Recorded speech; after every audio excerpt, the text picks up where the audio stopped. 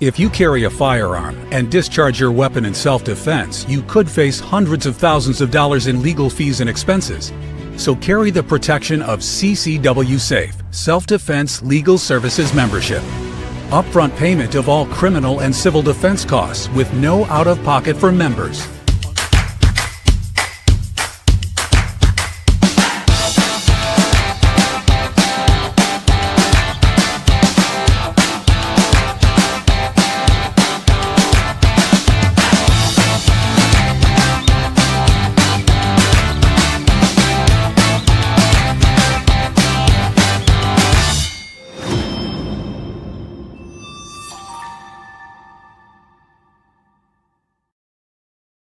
And we are back. I'm Chris Evans, the CEO of Survival Dispatch, joined tonight by my good friend Randy Nance, combat wounded Green Beret, back home in the great state of Texas. Khalid is supposed to be joining us tonight, but it's 5 a.m. in Pakistan, and they've had no power since 1 p.m. the previous day. So hopefully his power comes back on. You'll have a chance to join us. But Randy and I, after the SITREP, we're going to cover tonight's episode in the Long War series, which is the weaponization of strategic resources between states, further balkanization that will happen post 9/11 2.0. However, before we delve into that, let's knock out the conflicted question. This is 14 card games at conflictedthegame.com. Most of the questions have some element of morality, hence the name Conflicted. Here's tonight's question. Morgan's story takes place in Florida. Besides being in danger when facing other people, the environment itself could be dangerous to someone who didn't know how to navigate the wilderness. What are some of the environmental threats where you live? List 3 poisonous animals and plants you know of that you need to watch for that are common to where you live. So no element of morality in that one. But boy, howdy. I mean, we've got more ways to kill you when you walk off the beaten path here in Florida than anywhere else in the country. So anyway, with that being said, geez, I got a whole list of things I got to knock out really quickly here. Wednesday, 12 noon, Keith Graves, myself, Sheriff Mark Lamb, Don Mann, a whole bunch of us will be at the Vets Tactical booth at SHOT Show in Vegas next week. And it's going to be the first annual Capolster shootout. So you see if you guys can beat Sheriff Mark Lamb and Keith Graves and Don Mann, former SEAL Team 6. And the winners are going to get some kick-ass prizes. Mantis is sponsoring it. The shooting itself, you're going to be sitting in a chair with basically a simulated console beside it with a Capolster. And when the app goes up, beep, shooter ready, beep, and you pull your gun, you're going to shoot out what would be the window to your left. And whoever gets six shots on target the fastest will win. Carnival, they're going to be there. They're going to give you a bunch of their food. Wasatch Wagyu are going to be there. They're going to give you a bunch of their crack cocaine, jerky. I'm going to give lifetime Guardian memberships to the winners. I'm not sure what Target Tack is kicking in. I know G-Code is kicking in some badass holsters. And offgrid.co, the Ferraris of Faraday bags are going to kick stuff in. So if you're in Vegas for SHOT Show, come see us 12 noon next Wednesday, Vets Tactical booth, and see how good you are. Another piece of information here, and this is from our good friends at Stay Brewed Coffee. I don't know if I sent you the pictures or not, Randy, but they've done 3 blends of coffee for us. So they've got the Guardians, the Crusaders, and the BFE that's guaranteed to put your heart rate over 150 beats per minute. So this is coming soon. Sometime probably next week, you'll be able to buy this on the Stay Brewed website. So staybrewedcoffee.com. All right. With that being said, Randy, I want to pick up the conversation that we had previously. Well, I just wanted to say real quick, hey, good luck on the shooting contest. You all should go up there and try it out. I don't know about Keith Graves, but I imagine he's pretty good. But I'm going to tell you right now, if you beat Don, it's only because he let you. That's a fact. That story, that man is unfrickin' believable. Oh, yeah. Been doing it for a long time, folks. And it's hard to beat that. It's really hard to beat him. Don Mann, for those of you who don't know, was SEAL Team 6 and a couple other teams. Then he was CIA. He did a couple Ironman triathlons years ago, and he was like, yeah, this is boring. So he started doing the 10X versions. So instead of running a marathon, you run 10 marathons, 260 miles instead of 26 miles. I don't know how far you swim and ride your bike and stuff, but he kicked ass at that. Randy can probably relate to this. When Don Man was in basic training, he was really disappointed because when the Navy recruiter sold him on becoming, a SEAL, he thought that he would get to go into it right away. And as Randy will tell you, that's just not the way it works. You have to be selected. And so when he finds out that he can't go directly into be a SEAL, and they told him he had to be something for 2 years, so they trained him as a medic. Every single day after basic training, he committed to do 1,000 of something. 1,000 push-ups, 1,000. Now hold up a second. Was that basic training? I thought he did this in buds. No, he did this in basic training before he got into buds. That's how he wanted to make himself just a weapon by the time he got into. No. But when I first heard that, I thought they said buds, and I'm thinking to myself, I know, what the training's like and selections are like and all that kind of stuff. You think you're going to do that a full day and then 1,000 somethings afterwards and then pull that off every day? I'll say, dude, I don't even know how to describe that level. But either way, basic training, I don't know how it is in the Navy. The Army wasn't the hardest thing, but, you always running, you're always marching, you're always going somewhere. So you kind of get used to it. But committing to do 1,000 somethings every day of that would be, it's significant. Don Man has no quit in him. No. One of his sayings is, you mean you don't have any stop in him? Well, he actually has a T-shirt that he sells that says it's really hard to beat a guy who never quits. That's right. And he said a mouthful there. Don and I are friends. Cindy and I have filmed TV shows with him. Mike Glover and I have filmed TV shows with him, blah, blah, blah, blah, blah. Amazing guy. But usually I have the brief for the evening episode done around noon or so. I start on it, dark 30 in the morning.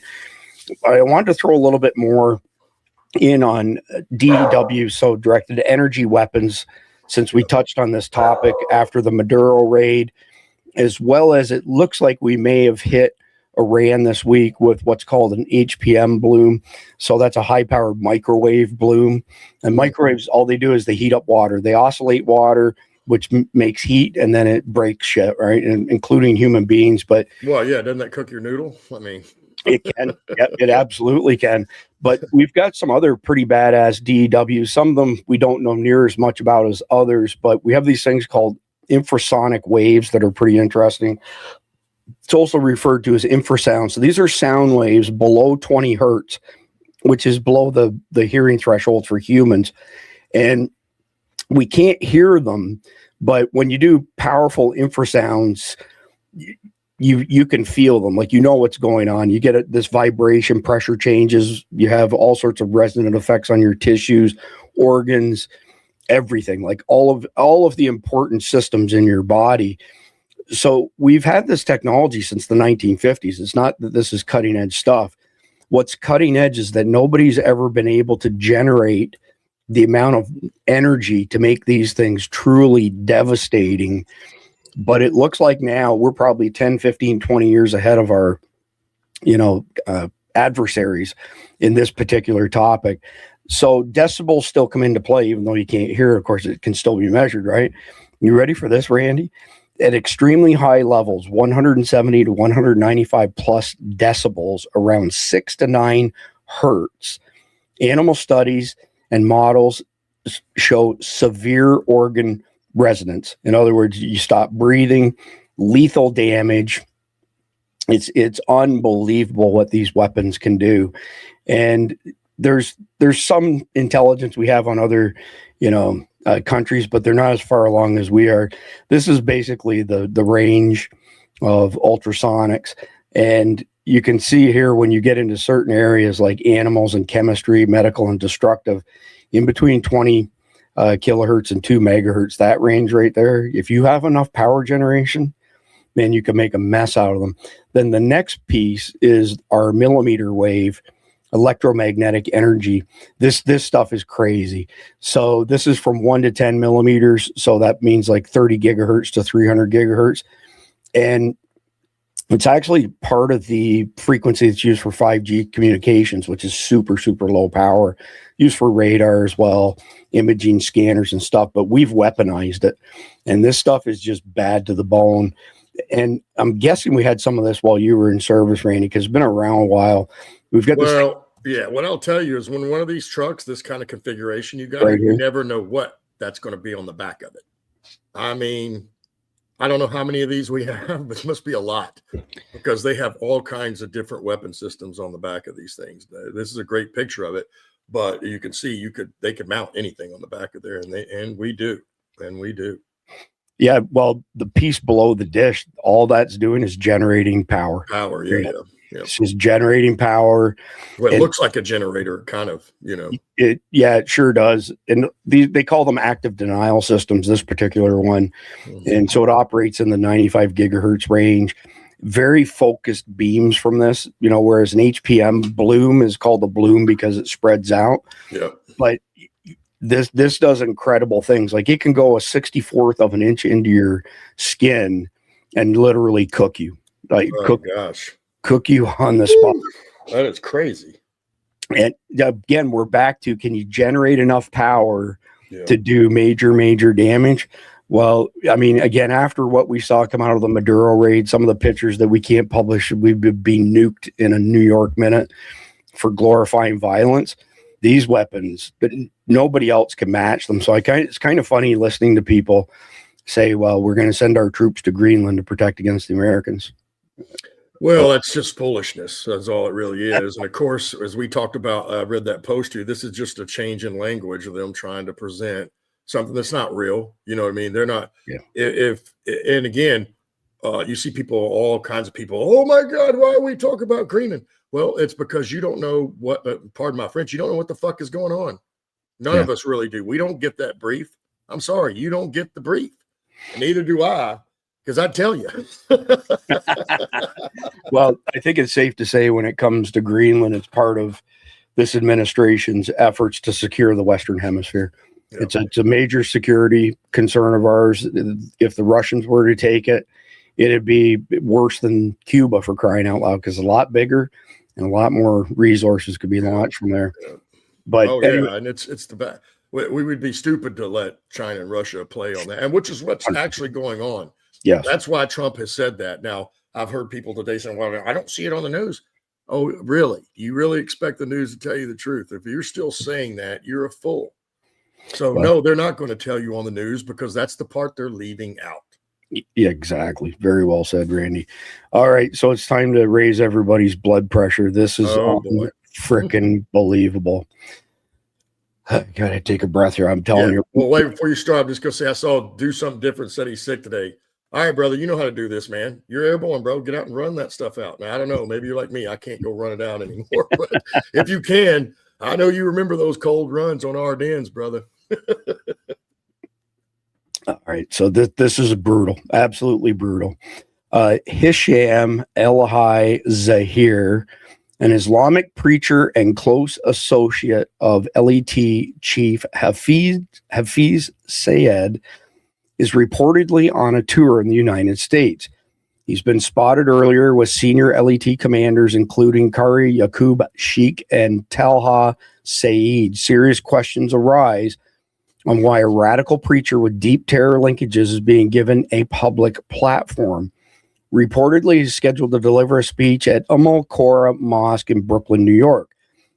Hisham El-Hai Zahir and his elder brother, Ibtisham Ali Zahir, have been consistently vocal in support of LET and have shared stages with LET leadership on multiple occasions. So LET is another one of these terrorist groups, but this is where it gets really, really bad. He's one of the masterminds behind Mumbai 2008. And we let this son of a bitch into our country. So basically anything that you have heard from the DHS, the mainstream media, well, we vet people well before they come in. Bullshit. This guy would have never been let in the frickin' country if they were truly doing that. This is a major security breach, and this is a major slap in the face. I mean, I don't know if you're familiar with this guy or not, but here he is in these with the rest of the terrorists. LET played a really big piece of Mumbai, by the way. They were 50% of the command and control operation. Well, you know, here's reality, folks. The left, including all the people, and I say the left, but it's really the people that hate this country. You know, Biden, we know, let in millions of people unvetted, you know, and they did, you know, people like this guy right here. I'm just going to stand on what I've said many times. If he wasn't allowed to come in, this guy would have never made it in. And he certainly wouldn't be torn around the United States right now. We would have already picked him up. It's because they're allowing him to be here and do this. And, you know, if you just like this Greenland thing, right? I don't know how important it really is because, like I just told you, that we don't know what the real deal is. But what I do know is it's only a distraction. That's why the media brings it up so that y'all can foam in over this Greenland thing when we got all this stuff going on in Minnesota. Here's the problem. You can't just put any one problem down and say, oh, I'll be back next week. But the reality is, you know, when the media is doing that, they're just trying to tune you up. So it probably means absolutely nothing. And they don't want to talk about what's going on in Minnesota. That's it. That's the whole ball of wax. John Curry nails it here. This is a big middle finger to America. Boy, absolutely. 100%, John. You couldn't be more right on that. This just makes my blood boil. My watch has gone off 3 times since his face appeared on my screen. It's, unforgivable whoever let him in. So we've got some more lunatics lined up tonight. I want to briefly mention our good friend Manley in Texas and Jason P. Last night came to the table and both want to buy 5 people annual Guardian memberships. I matched it. I threw another 10 in, so that's 20 total. We've got a few left. If you would like a free annual membership to the Survival Dispatch Guardians, send an email to support@survivaldispatch.com, put Guardian membership, free Guardian membership in the subject line. And if you get it to me fast enough, you could be one of the lucky winners. We're also running a promo. This is the January drive, membership drive. So it's 40% off of all Guardian memberships. So $4.79 a month or $47.99 a year. And you get basically 2 months for free, but you get access to all 15 of our channels on our private element server, my hardware, my software. Can't be deplatformed, can't be censored, can't be suppressed. But anyway, if you don't get it in time for one of the freebies, it's as cheap as it gets to sign up for. Well, think about it, Randy. How much is I wouldn't know, but maybe you know somebody who goes to Starbucks. How much is a fucking coffee at Starbucks these days? You're on mute, Randy. Yes, I am. Hey, I don't, you know, I haven't been to Starbucks in quite some time. But I know you can go in there and order just a simple thing with a couple deals, and the next thing you know, it's $8. Yeah. I don't know what the regular coffee is, but I bet it's at least $4. So basically for the same price, you can join Survival Dispatch Guardians and make sure that you get uncensored content and all the extra stuff that you get with it. I'll talk about a little bit later on. I want to keep going on tonight's SITREP. So TikToker who said he would run over ICE agents if they tried to kidnap someone is doubling down on his previous statements. Fuck y'all. Like, I don't care. You're a pussy. So libs of TikTok tag the FBI, probably an exercise in futility, but 1 minute and 5 seconds. You're Mexican though. You're Hispanic. What are you even doing with your life? Why are you even against your own people? All the videos that you repost are from people who speak Spanish. Girl, bye. Like, I didn't delete no video. Like, the video got taken down because your people came talking shit on my video. So of course it's gonna get deleted. It's gonna get taken down because y'all threatening people. Anyways, on the video, I said that if I ever see ICE trying to kidnap me or somebody else that I know, I'm gonna run them over. So turns out all the racist people got offended and started talking shit on my profile on that specific video, talking shit, threatening me and saying this and stuff. Fuck y'all. Like, I don't care. You're a pussy. Like, why are you even hiding your face? Talking shit. You're Hispanic, dude. You're Hispanic. I don't even know if you're I'm going to stop it there. The first thing these clowns always do is they throw out racist. I don't give a shit what your race is. If you say you're going to run over federal agents, you are a piece of shit. Randy, well, you're preempting your crime, right? You're a criminal. and you're going to say you're going to be a criminal, it's not racist to call you out for that. But again, as you know, that's the first thing they're going to say so they can debunk any argument for any excuse. And listen, dude, you know, obviously this guy's got a little sugar in the tank, doesn't he? And, you know, I mean, dude, maybe you should straighten out your own life before you go putting advice online. And I don't care who you are. And if you're going to, it comes down to, again, if he's going to run over an ICE agent, why don't we go arrest this guy? Why isn't he arrested, or at least some sort of charge? Because until we start doing that, they're just going to keep putting this out. And again, if there was a conservative saying this about them, you know, this thing would have been deleted in 5 minutes. But this guy, they're going to make sure it goes viral and as many people as possible can see it. Yep, 100%. What would be ironic, Randy, is if somebody actually does get him and he turns out to be an illegal. That would be classic. Oh, yeah, that would be hilarious. And he probably is. Wouldn't surprise me. So here's a great example why we've been railing against Palantir. Keep in mind, these guys have been around since the early 2000s. It's only been recent that people are paying attention to it. But Palantir is this super advanced AI. It does all kinds of things, including it can predict what crimes people are supposedly going to commit, or at least they say it can, and will be used theoretically to arrest people before they commit crimes. But check this out. ICE is now using a Palantir tool to map neighborhoods and assign deportation scores in target-rich environments fed by HHS data. Today it's immigrants, tomorrow it's dissidents. If you think this won't be repurposed for activists or protesters, you are not paying attention. And that's the problem. This type of technology, you know, when the left steals the next election, the pendulum swings, they will absolutely use Palantir against us. This is Big Brother on steroids, man. What do you think, Randy? Well, it's pretty scary stuff because, you know, we're going to sit here and watch. I don't know. I mean, like you said, if they're able to get back into power, I don't think anybody understands exactly what's going to happen next after that. It's really, they don't realize the extent of what they're going to actually do. And I'm sure some of them, even when we say this right now, they believe that we're just, you know, either trying to get ticks or we're making it up or we're just trying to make it sound a certain way.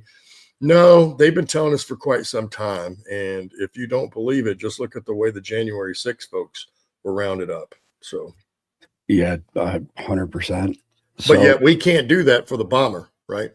We can't do that for the bomber. And they put some dude that clearly is not the guy that set that bomb out, or any of the other things, you know. I mean, just like we talked about the other day, including some of these, who is sending all this money? Who's paying for all these paid protesters? And where all that coming from? And why aren't we all over that? It's because either we're not doing it. I hope this administration has some small element on it, right? But we can promise you the system and the rest of them, the people that want Trump out of there, they're not doing anything about it. And they're trying to, really all they're doing is stalling for the time to go by. That's it. If they can make it and pass the time, that's really all they care about. Randy, you're going to get a kick out of this. Look over at the comments on the side. We get comments from 8 different platforms. We don't get them from Rumble. We have to run that on a separate screen. But we haven't even run an audience poll yet. We put a crazy liberal up on the screen, haven't even spoke to it yet. And 11 CCOM says 1. He knows what's coming. He knows that there's absolutely going to be a poll on this one. But let's play it first. I mean, oh yeah. Here we can do a quick poll on this. If you believe this is the 1,000 milligram stare, put 1,000 milligrams. If you believe it is more than that, perhaps 2,000, 3,000, 5,000, put that in the live chat. Let's see what the average comes out to on this crazy bitch. Before you've even heard her speak, 50 seconds. Here we go. Fuck you, Trump, you stupid ass motherfucker. Go ahead and threaten us with the Insurrection Act. Go ahead and fucking do it. You're going to see what fucking happens. I hope you have a really good hiding spot. That's not a threat from me. That is a literal fact from probably 2/3 of the United States citizens. You also want to cut federal funding to blue states? fucking do it. We don't use your fucking money. We give out more fucking federal money than we get back. So go ahead. Keep fucking threatening us. You small dick, fucking fermented brain, fart smelling, shits in his pants, fucking pedophile. Get fucked. Look at that right there. Man, she sounds like she has some personal experience with some of that stuff, doesn't she? Every single thing that she fart smelling and every single thing that she said, I would argue applies to Joe Biden. But well, here's the same thing though, and she touched on something that's complete bullshit, right? 2/3 of the United States. I hate to tell you, sweetheart, y'all are down to 10 or 20% of the population. You shit stain. That's it. I sit here and watch some of my high school friends, and then a handful of others that spew this kind of stuff or constantly. And I tell you what, back in 2016, they had all kinds of reactions and likes and people, backing them up. Nowadays, they can barely get 10 reactions out of it and about 4 comments because it's stupid people just like them that are, oh, yeah, that's right.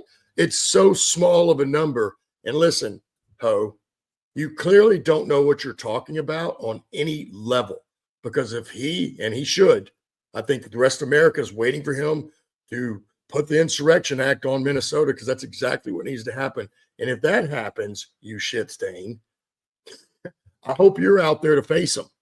Because you're going to find out real quick, that one, it's not 2/3, and it's not even in Minnesota 2/3. It's all the illegals. So good luck. Randy's on fire tonight, but Brian, he strong contender for the best answer on this one. 1,000 milligrams and a dozen donuts. Oh my God, that's classic. Good job, Brian, by the way. And I know there's other comments that are worthy. And her Starbucks coffee. Well, she had some sort of latte or something real fancy, I'm sure. Yeah, no doubt. Antifa in Minneapolis is threatening to dox and prosecute ICE at the barrel of a gun. 1 minute, 23 seconds. Hello, I'm Kyle, and I am Antifa. We are under occupation, and we are fighting back with every tool we have at our disposal. That has been extremely effective, and we have pushed ICE so hard that they have doubled their size, and they have increased the severity of their tactics in an attempt to scare us into submission. They're brutalizing children. They're kidnapping people from legal employment. They're kicking in front doors without warrants. They are brutalizing people in public and then laughing and joking about it. This is where ICE has come to die. I'm more than willing to keep the peace if they will go back to wherever they fucking crawled out of and leave us alone. We want to know who they are. We will identify every single one of them, and we will prosecute them to the full extent of the law. And if that has to be done at the barrel of a gun, then let us have a little fucking fun. What do you think of that? Well, I think he's a weenie. Here's another guy that has no idea what he's really talking about. He's never had to do any of that. He's never been on the other side. He hasn't ever been or done anywhere but a bunch of drugs. And who knows, he's probably a pedophile himself. But isn't this the same guy we watched the other day? Or if not, it's very similar guy. It may be, yeah. But here's reality. What he just said is what the left did. All the accusations he just had is what they do. It's what they did to Donald Trump and all the people, whether it be, Roger Stone. We can go down the list. Even, you think about in 2001, who was the mayor of New York City? Rudy Giuliani? That's right. Rudy Giuliani. And he was a hero after that. Look what they've done to that guy just because he sided with Trump. Oh, yeah. So the left sitting here talking about what ICE is doing is what they actually do. And ICE is not doing that. Again, we're going to go back to what that comment I read. Okay, buddy, prove it to us. Show us the children that have been, because I guarantee you, there are probably children in the system that are still missing. Oh yeah. From y'all, from the Democrats control Biden, well, I mean, I could go down the list, but the reality is this guy doesn't know what he's talking about. He's full of shit. But again, social media, if this guy was a conservative saying this about anything of their policies, we wouldn't even see the video. But because apparently the system wants this, they allow this kind of shit to be put out on the air. And really, again, it comes down. But if you start to look at, they look more and more deranged as this is going along, don't they? Yeah, they do, for sure. They don't look like average people that are out working, doing their part, and taking care of their families. They all look like some kind of degenerate, some kind of white trash. I mean, I don't know. Anyway. So, Allie, you're good. Allie got censored by CommieTube for saying his arsenal is butt plugs and dildos. She's probably right. Oh, you. Now that's nasty, but she's probably right. There's a mental. I approved it, by the way. I mean, we are pro free speech here. Next one up are just awesome sheriff, not too far from here, other side of Kissimmee. Yeah. Grady Judd. This guy's one of the best all-time sheriffs, bar none. Breaking: Florida Sheriff Grady Judd is being praised nationwide for smacking down a reporter, calling them undocumented. 22 seconds. Well, I don't call them undocumented immigrants. I call them illegal immigrants because that's what they are. The reason they're not documented is they're not legal. Okay, they're illegal immigrants. 74% of the illegal immigrants that we've detained have had criminal charges against them. Okay. The other 26% were riding with them. Tells you all we need to know right there. He's a absolute. Yeah, I love Sheriff Grady, man. He is. We need more like him. Would it surprise you to know that that's Polk County? No, it's I'll tell you, Polk County ain't messing around, because I'll tell you, when you're missing a leg and you burned and you got that Purple Heart plate, I almost can't get a speeding ticket. But Polk County, they definitely gave me the ticket. They didn't care I had a Purple Heart plate, was missing a leg. I even had it up here for her. It didn't work. She still wrote me the ticket. That is too much. God bless Grady Judd, that's for sure. Yeah, absolutely. So this video here is 8 minutes. I'm not going to play it because I don't want to play somebody else's video for 8 minutes. Not because I don't want them to get the views, but I want to keep our audience engaged. So he basically says, this is Dennis Michael Lynch, Verizon driver on a recent report claims terrorists are bulk buying first responder uniforms to be worn amid an attack, fooling us to think jihadis are 911. It'll create havoc and large-scale death. History says Verizon's third outage in a year wasn't a glitch. My monologue explains, and like I said, I'm going to drop it into the live chat in a second. You guys can watch it after the podcast is over. But he brings up a good point. So last year, when Verizon went down last January, we knew within a matter of hours that it was a cyber attack launched by Volt Typhoon. How did we know that? We have a lot of domestic intel sources, and they came to us with that right away. Then AT&T partially went down. Then T-Mobile partially went down. And you had situations where one tower that had equipment for Verizon, AT&T, and T-Mobile, one of the three was down, two of the three was up. The next tower, two of the three was up, one of them was down.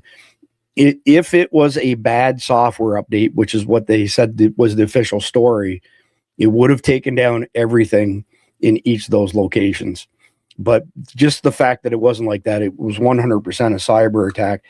This guy believes, and this is my question for you, Randy, this guy believes that this was Iran saying, if you mess with us, if you bomb us, we're going to shut down your comms.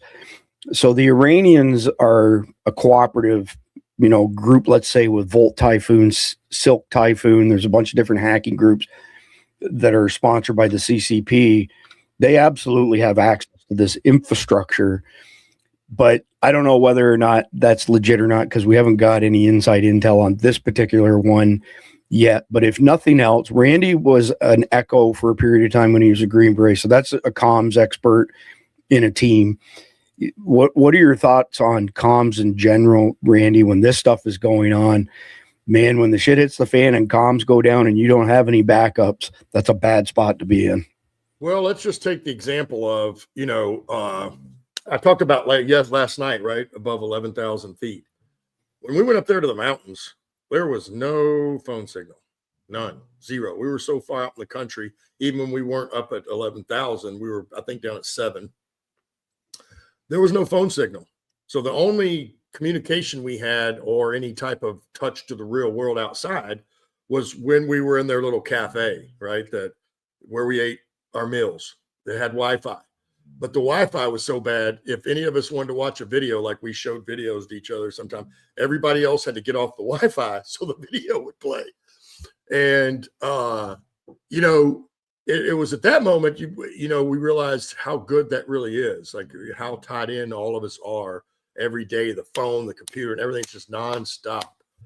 Well, unfortunately, that's good on that type of situation. But when you don't have comms, when something like this is going down, it is a huge detriment. Why do you think radio, when it first came up, certainly when we could talk between each other's radios, the military picked it, which they're the ones that developed it anyway? Why do you think that is? It's because to win a battle, you have to have good communications. You have to know the commander has to know what's going on the battlefield. And where does that come from? The guys on the battlefield reporting back what they're seeing and what's going on. Without that, it's, as you know, you're blind, you're in the dark. So you get surprised by every single thing that comes up. It is, even today, as everybody realizes, if you don't have your phone, how does that feel? Boy, you feel disconnected. You feel weird now. I left mine yesterday when we left to go take an hour's drive, and I was without my phone for 3 hours. It was like, I felt helpless. And that's exactly what it is, and this was with nothing going on. So you can imagine if we got some sort of big attack going on, and certainly in 10 or 15 different cities, if you can't get the information out, how is anybody going to know? Yep. Great point, Randy.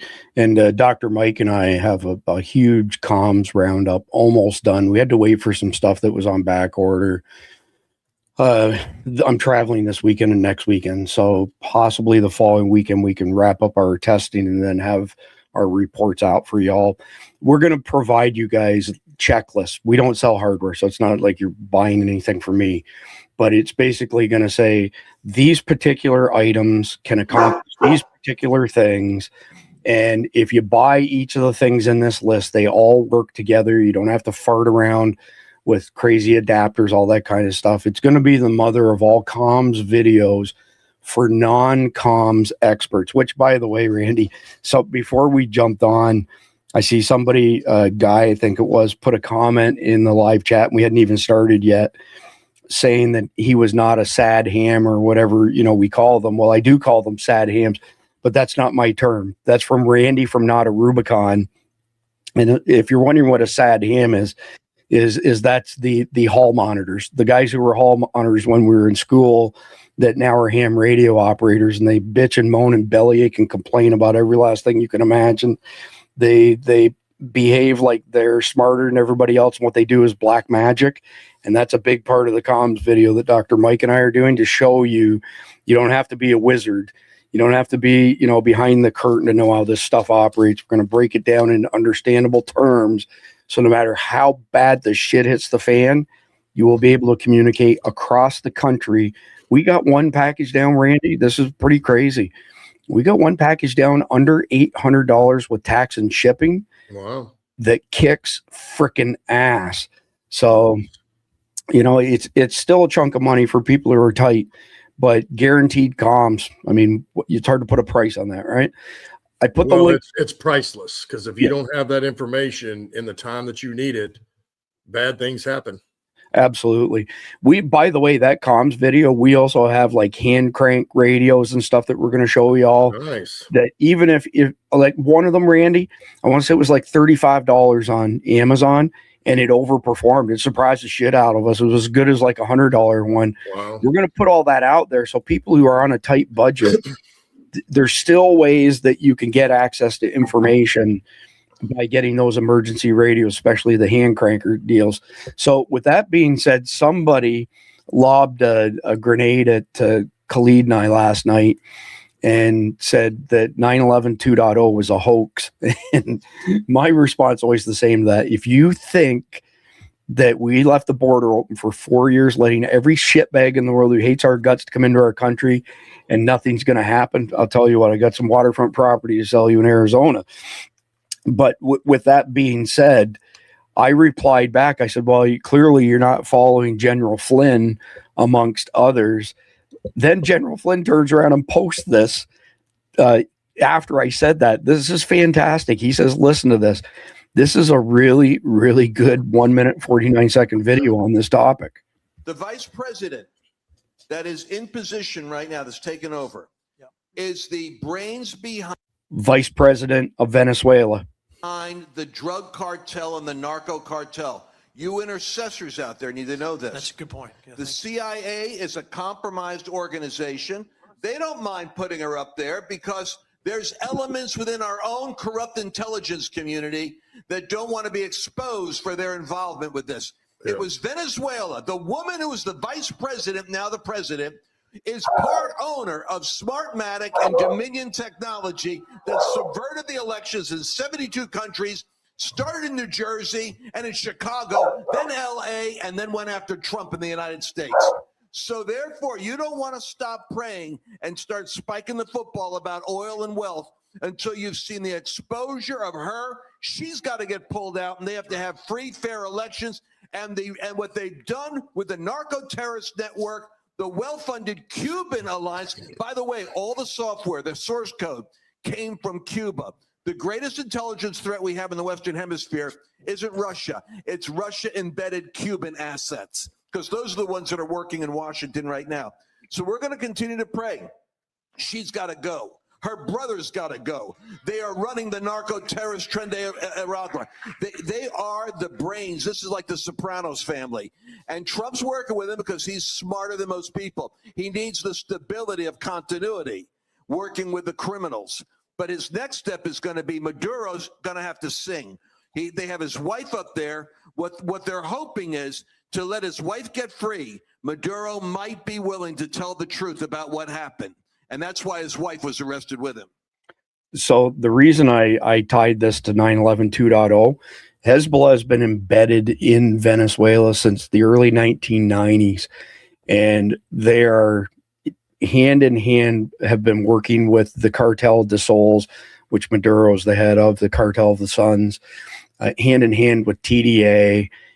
They've been a huge enabler of training groups like TDA and cartels on jihadi explosive, call it SOPs. And in return, they've got a tremendous amount of support.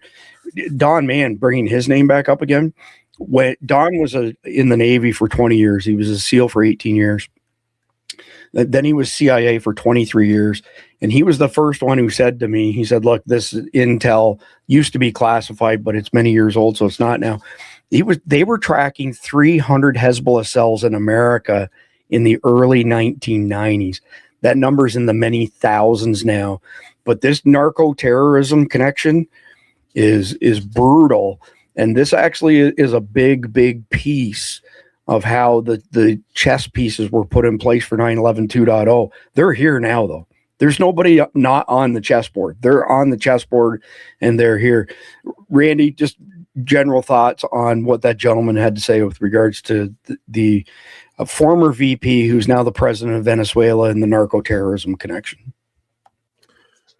Well, I mean, obviously he's spot on, right? He knows what he's talking about. And, we'd already mentioned that. So I'm sure there is something at play. And, we'll just pray to God that somehow Maduro doesn't suicide himself before they can actually get him to court and get the information, or at least present evidence into court. That's what needs to happen. Once that happens, it's why in 2020, right, everybody walked around, where's the proof? Where's the proof? You even heard conservatives walking around, and Fox News was right there with them, Tucker Carlson. Where's the proof? Well, when they already told us when you use these systems, there is no trace and there is no proof. They can do it without that. So I think that, we need to get ahead of that. And I hope, sorry, I just lost my train of thought. But my point in 2020 was, so the reason the judges threw their cases out before they really even got into court, and some people were like, well, see, the judges threw them all out. So where's the proof? The judges threw them all out before the proof stage got to. If they would have waited till they could present evidence, even in a hearing, it would have been over, game, set, match. So they had to throw every one of those cases out before it got to that point, because once you present evidence in court, whether it be in a hearing or trial, it's done. It's done. And so that's what we need. That's what we'll be looking for. We just hope they can keep him alive until that happens. Agreed. Another important piece to that puzzle is that all of those judges were elected by the same machines in question. Well, I don't doubt that. It's just like we're looking at all these when even Maduro, look at the judge they put over that case. It's a freaking liberal. And I can't remember, he's been on some other case that shouldn't even still be on the bench. That's the truth of the matter, because he's compromised. And I'm just tired of seeing that every time we do something, whether it was with the Trump stuff or this, and there was a couple other things over the last year, it always seems to be some liberal judge that somehow mysteriously, magically, anonymously gets the case. Like Boasberg, right? Yes, that's exactly right. That's exactly right. So before I play this video, we're going to run the same poll again. Is this 1,000, 2,000, 3,000, 4,000, 5,000, 10,000 milligram stare? How many milligrams of SSRIs is this nutcase jacked up on here? Look at those eyes. This one is like really, really, truly batshit insane. 1 minute, 12 seconds. It's going to be hard to get through it, but we'll do our best. It's fit check time. This is going to trigger a lot of you. So this is just a friendly reminder that Buffy is not MAGA friendly. She's speaking about herself in the third person. They say that, no joke, by the way, they say that that's one of the first signs that somebody's mentally, insane, basically. She does not want you on her page. This is going to trigger you. And I don't give a fuck, because I've warned you. So you should scroll along, because I only want people with the same kind of humor that think that this shit is funny. If you're MAGA, you're not going to think it's funny. And that's what I have to say about it. I don't give a fuck, because I'm here for a good time and to make fun of Donald. I've said that all along. Well, maybe we should ask one of our other Waiting on the big, beautiful obituary. Again, if that offends you, I don't give a fuck. Stay off my page. Amazon. She has practiced that witch laugh and cackle far too long. She's very good at it. Oh my God. But she is definitely out there. You're right. This woman needs mental help. And I'm like, maybe we should ask one of the other 21 personalities that's inside her how they feel about this. Oh my God. Good job, man. We're like, okay, Pookie, we got what you now. Let me have the other person. There's at least 10, 20 more in there. Let's get another one out and see what they think. I've never been a drinker, but can you imagine being, one of the guys who has beer goggles on and hooks up with this? Oh, no. Can you imagine? This is when you roll. No, because I don't know how you unconnect yourself from this once that happens, because this is one of those, she's also insane. So if for some reason she takes a liking to you, there's one, you cannot get rid of this woman. For some reason, I thought you were going to, pardon my French here, but I thought you were going to say she was a coyote fuck.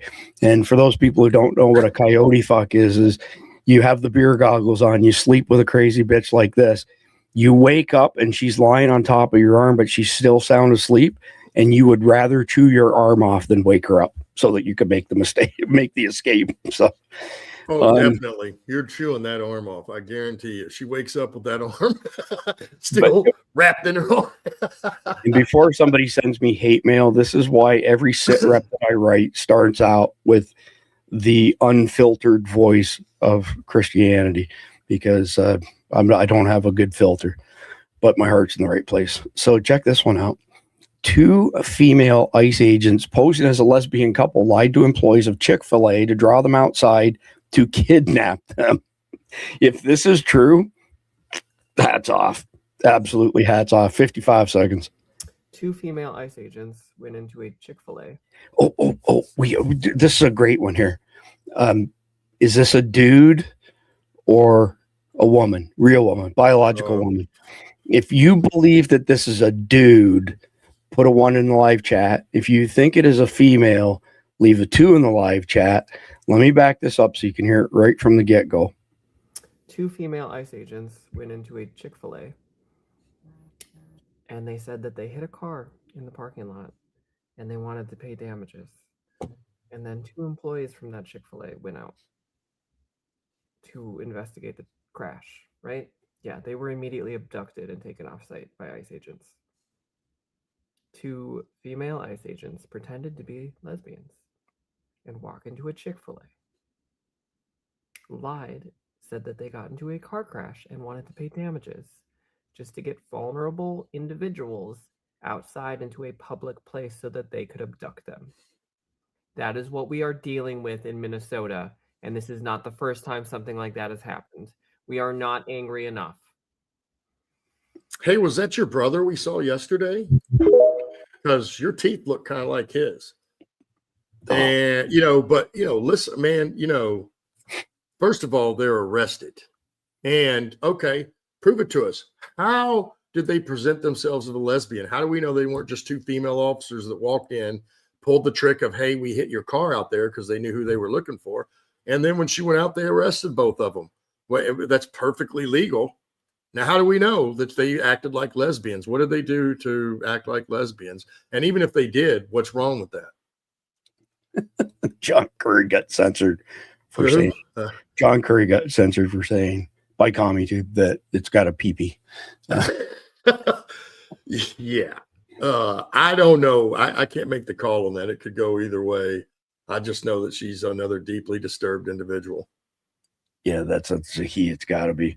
But this next one, this is a strong contender. Could potentially unseat last night's champ for the 1,000 milligram stare. Maybe. Let's check it out. It's the Gulf of Mexico! Mexico! America. Check it out. Watch this right here. Oh, man. Yeah, right there. Oh, yeah. That's it. Right there. That's at least a 2,000 milligram stare right there, buddy. I got to tell you, I'm going over 5,000 on this one. I think so. I don't know. She's definitely tuned up. She is definitely tuned up. I'm going. This one is over 5,000. Look at the demonic eyes, and I mean, this is textbook, batshit crazy. And I'm not even a doctor. Let's start all over again. It's only 12 seconds. It's the Gulf of Mexico! Mexico! Gulf of Mexico! Oh, goodness, yeah. Oh, gosh. Well, Yeah, just keep that up, and you won't be able to talk much longer. It's got to be north of 5,000 milligrams. What do you all see in the audience there? Give me a 1 if you think it's over 1,000 milligram stare or 5,000 milligram stare, and a 0 if you think it's below 5,000 milligrams. I got to go 5,000 plus. She does. Somebody just said she does look like Rosie. I was thinking the same thing, Rosie O'Donnell. Well, I mean, how can you tell? They all look the same. Yeah. Well, somebody also commented on the one before. They said, hey, them talk about 2 lesbians eating at a Chick-fil-A is suspect right off the bat. He's probably right. Probably right. Touche. Good point.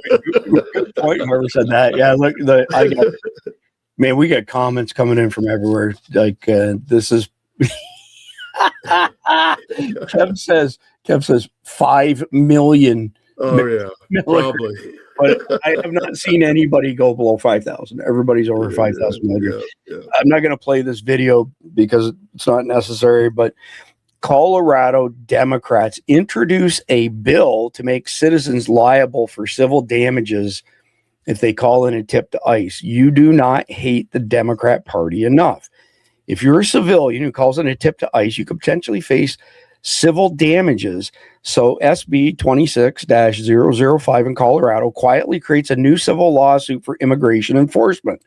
And because it labels any person participating in immigration enforcement, it raises a real question. Could a private citizen who called in the individual who's injured during immigration enforcement activity be sued or face legal action? The bill doesn't clearly exclude private citizens or protect good faith reporting at all. So day one of Colorado state legislative session is off to a crazy start. Well, this is what we've touched on also, right? So what did it say in there? Quietly. So this is the left. This is what they do. And this is the law they passed, which is an illegal law. This is illegal for them to do. I don't want to talk about illegal orders. This is illegal. And, I don't know anything else to say of that, this is a typical playbook play by the left. They're going to do it quietly, but taking your rights away, all the while saying Trump, Trump, Trump, orange bad man. Right, Chris? Let me see here. No, wait a minute. I got to get the right Chris.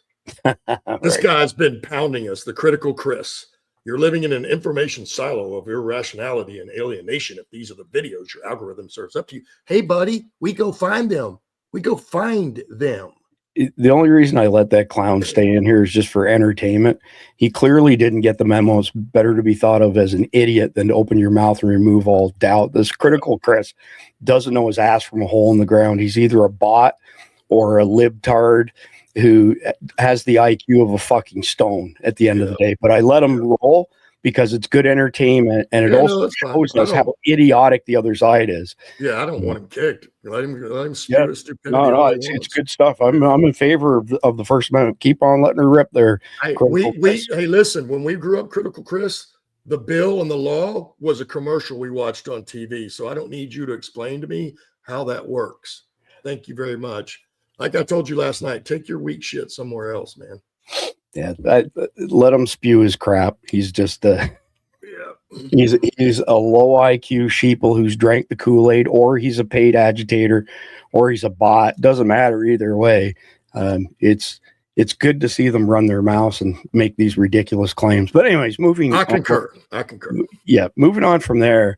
The woke tards have reached a new low, and it's only 15 days into 2026.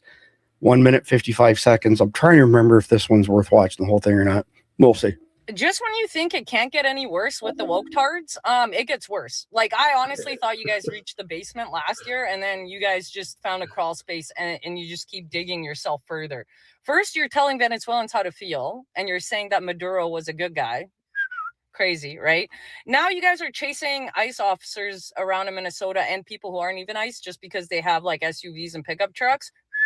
Right? And now you're telling Iranians that they're racist because they're standing up against their Islamic regime that pretty much took over their country in the 70s and 80s because Iranians were normal, and they were very liberal, and they allowed like Muslims in, and then the Muslims took over and changed their flag and put in Islam and like have been killing people. They killed over 12,000 protesters so far, and you guys are calling them racist. I honestly, you guys have lost your mind. Like, you guys are actually woke-tarded, like fully. I don't think there's any recovering like that's going to happen with anyone that is still standing with the left-leaning anything. Like, the media knows you're stupid. The media knows you're uneducated, and the media uses that and incites emotional responses out of you. And instead of standing with like the people of Venezuela and with the people of Iran and like with ICE actually doing their job, you guys are just, you've lost the plot. Honestly, I honestly think you guys have lost the plot. There's like no waking you guys up, especially with like seeing you guys calling Iranian people racists, because it doesn't match the story that you were told about Islam being a peaceful religion. It's not. They've always been conquerors. Have you heard of the Ottoman Empire? Probably not, because I don't think you guys know what bathroom to use. Anyway, yeah, it's tiring. Like, there's no educating at this point. It's just watching the stupid play out and then wondering how it's going to end. She said a mouthful there, Randy. Well, she's all over it, though. First, right? Not only do the press know, the media know that they dial y'all up like that, they continue to laugh at you for it. When they tell you that, Trump said, his base is fools, and they laugh and all that kind of stuff, or any other conservative, they're lying. They're just mimicking or parroting what they're doing about you as if it's the other side. But the reality is they think you're hilarious because they can lead you around by your little nose ring so very easily. And that's what they're doing. She is spot on many things here, just like we all think they hit a low, and this is going to be the low that maybe is too low, and then they dig another low. So, I think this is more of what we need to see, and I think that she was spot on. Yeah, so do I. I don't really have anything to add to that. This is the last one in our sit rep, and then Randy and I are going to dive into the main topic here. So I meme, therefore I am, says trans violence is real. 25 seconds. Okay. I got a poll here before I hit play on this. Okay. If this is a dude, put a 1. If this is a female, put a 2. If you're old enough to remember Pat on Saturday Night Live, and this is a Pat, put a 3. 1 for a dude, 2 for a female, 3 for a Pat. You got to get your vote in before I hit play on this, because it's not fair. Once I hit play, It's obvious. Greg says it's a 3. We got a bunch of Pats rolling in. I can roll with that. I can roll with the Pats. We got I don't know. We got a bunch of 1s and 2s, mostly 3s. It's a Pat. Like, people are pretty emphatic that it's a Pat. All right. So the audience clearly, and again, we have 8, different platforms that are aggregated into our chat, but this is, the audience says it's a Pat. All right. Let's listen to this. 25 seconds. If these ICE agents start actually going and these motherfuckers try to come to my door unprompted and try to ask me for proof of my citizenship or something, I'm dead ass thinking about getting a shotgun. Because, motherfucker, I will walk you down in my goddamn doorway. You have no goddamn right coming to me asking about some goddamn citizenship, motherfucker. Okay, so we actually got to go to the end of that, because I think we should probably run a second poll on this one before we get into the main topic. Let's see. Right there. Yeah, that's pretty good right there. How many milligrams is this one? Is it the standard 1,000 milligram stare? Or let's do the over under on 5,000 milligrams. If it's over 5,000 milligrams, put a 3. If it's under 5,000 milligrams, put a 2. And if it's just a standard 1,000 milligram stare, just put a 1. And Sarah says that's pretty boy Pat, by the way. So I can roll with that one, but yeah, crazy. Pretty boy Pat works. That's a good one. Yeah, I mean, I tell you, like, Manly Thomas is like 1 billion. Hey, Manly, when you type that in, did you say it? Put your finger like this sort of thing. 1 billion. Well, I know that there's no telling what this person's all on. There's really no telling. Too freaking funny. All right, let's dive into the main topic here. So when Khalid and I wrote this 144 episode series called The Long War, we wanted to make sure there was a piece of context so that you could watch them in any order. You could watch one here, one there, whatever, and still get value from it. So each one of these episodes in the Long War series is in a post 9/11 2.0 scenario. So what does that look like, a post 9/11 2.0 world? Well, to answer that question, you have to know what 9/11 2.0 is. This is based on intelligence from Khalid, who has boots on the ground, 400 boots on the ground to be precise. This is based on Jane Doe, who is quietly in our community, shall we say. And it's also from our multiple domestic contacts in JTTF who feed us all kinds of information. Some we can share, some we can't share because it would identify people, but it paints the picture, okay? So 9/11 2.0 is a series of CCTAs. What's a CCTA? Complex Coordinated Terrorist Attack. What's an example of a CCTA? Mumbai 2008, which we showed that shitbag at the beginning of the presentation or the beginning of the episode, who was part of the command and control. So what that looked like is you had 10 jihadis in a Zodiac pull up on a beach in Mumbai, city of 18 million in India, split up into teams. 2 of them went to a train station, slaughtered 50 people inside of 2 minutes. And then they kept going from target to target. It was not random. There was an American trader who had been in the city for well over a year doing recon for LET, which is the terrorist group, the primary terrorist group who was behind that attack, which the shitbag at the beginning of the video is part of and is in America right now. And the command and control team, there were 2 of them. There's one in northeast Pakistan, one in northern Afghanistan. They were watching live news feeds and social media feeds and directing these guys. Don't go to target A, go to target B. Don't leave where you're at. First responders are on their way. Get the secondary explosions ready to go off. So the first attacks were to draw first responders in. Then the secondary and tertiary attacks were to kill as many of them as possible. They converged on the Taj Hotel. You can watch Hotel Mumbai 2008. They're actually a really good representation of what really happened. And they killed hundreds of people. They injured hundreds of people. They essentially shut down a city of 18 million for a little over 60 hours. That siege on that hotel is nothing like what's coming here in 9/11 2.0. So picture this. Simultaneous or in-series attacks in 10 to 15 tier 2 cities, population 100K to 500K. And there's a lot of cities that fit that. But when you throw the next piece in that only have one level 1 trauma center, the list shrinks dramatically. They will go target to target, soft target to soft target as they are being directed by the command and control teams out of Afghanistan, who again will not only be watching live TV and monitoring social media. This time the jihadis will have body cams on.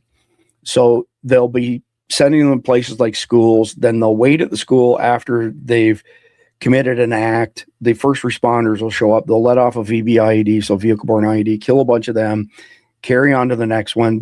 They will be dressed up as first responders. If you remember nothing else, if you're close to the X when this shit goes down, get as far away as fast as you possibly can. Do not trust anybody. Do not let normalcy bias bite you in the ass by thinking, oh, the cavalry's here. Thank God, whew, sort of thing.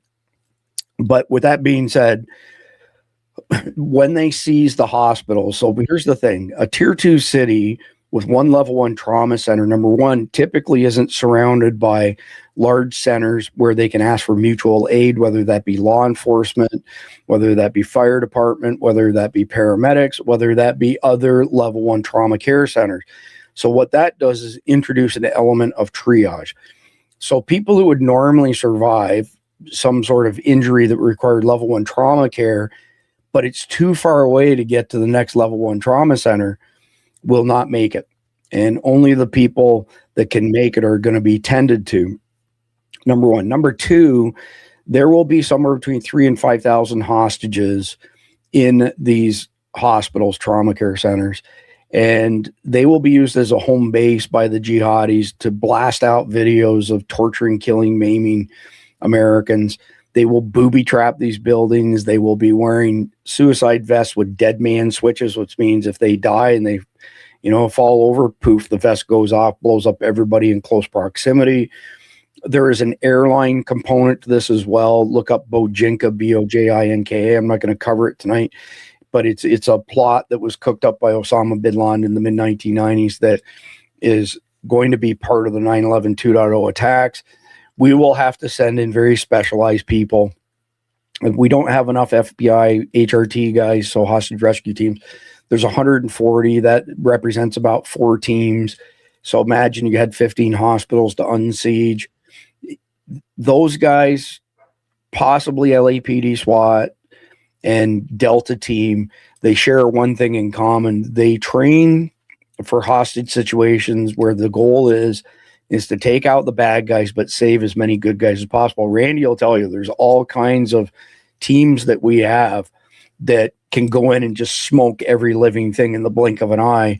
And unlike the FSB, which is the Russian equivalent of our FBI, I don't think that would fly too well with the American public. So with that being said, the title of this video is Strategic Resources as Leverage. And again, post 9/11 2.0. So it's essentially the power of scarcity. So states and regions will weaponize resources like water, fuel, and energy for leverage.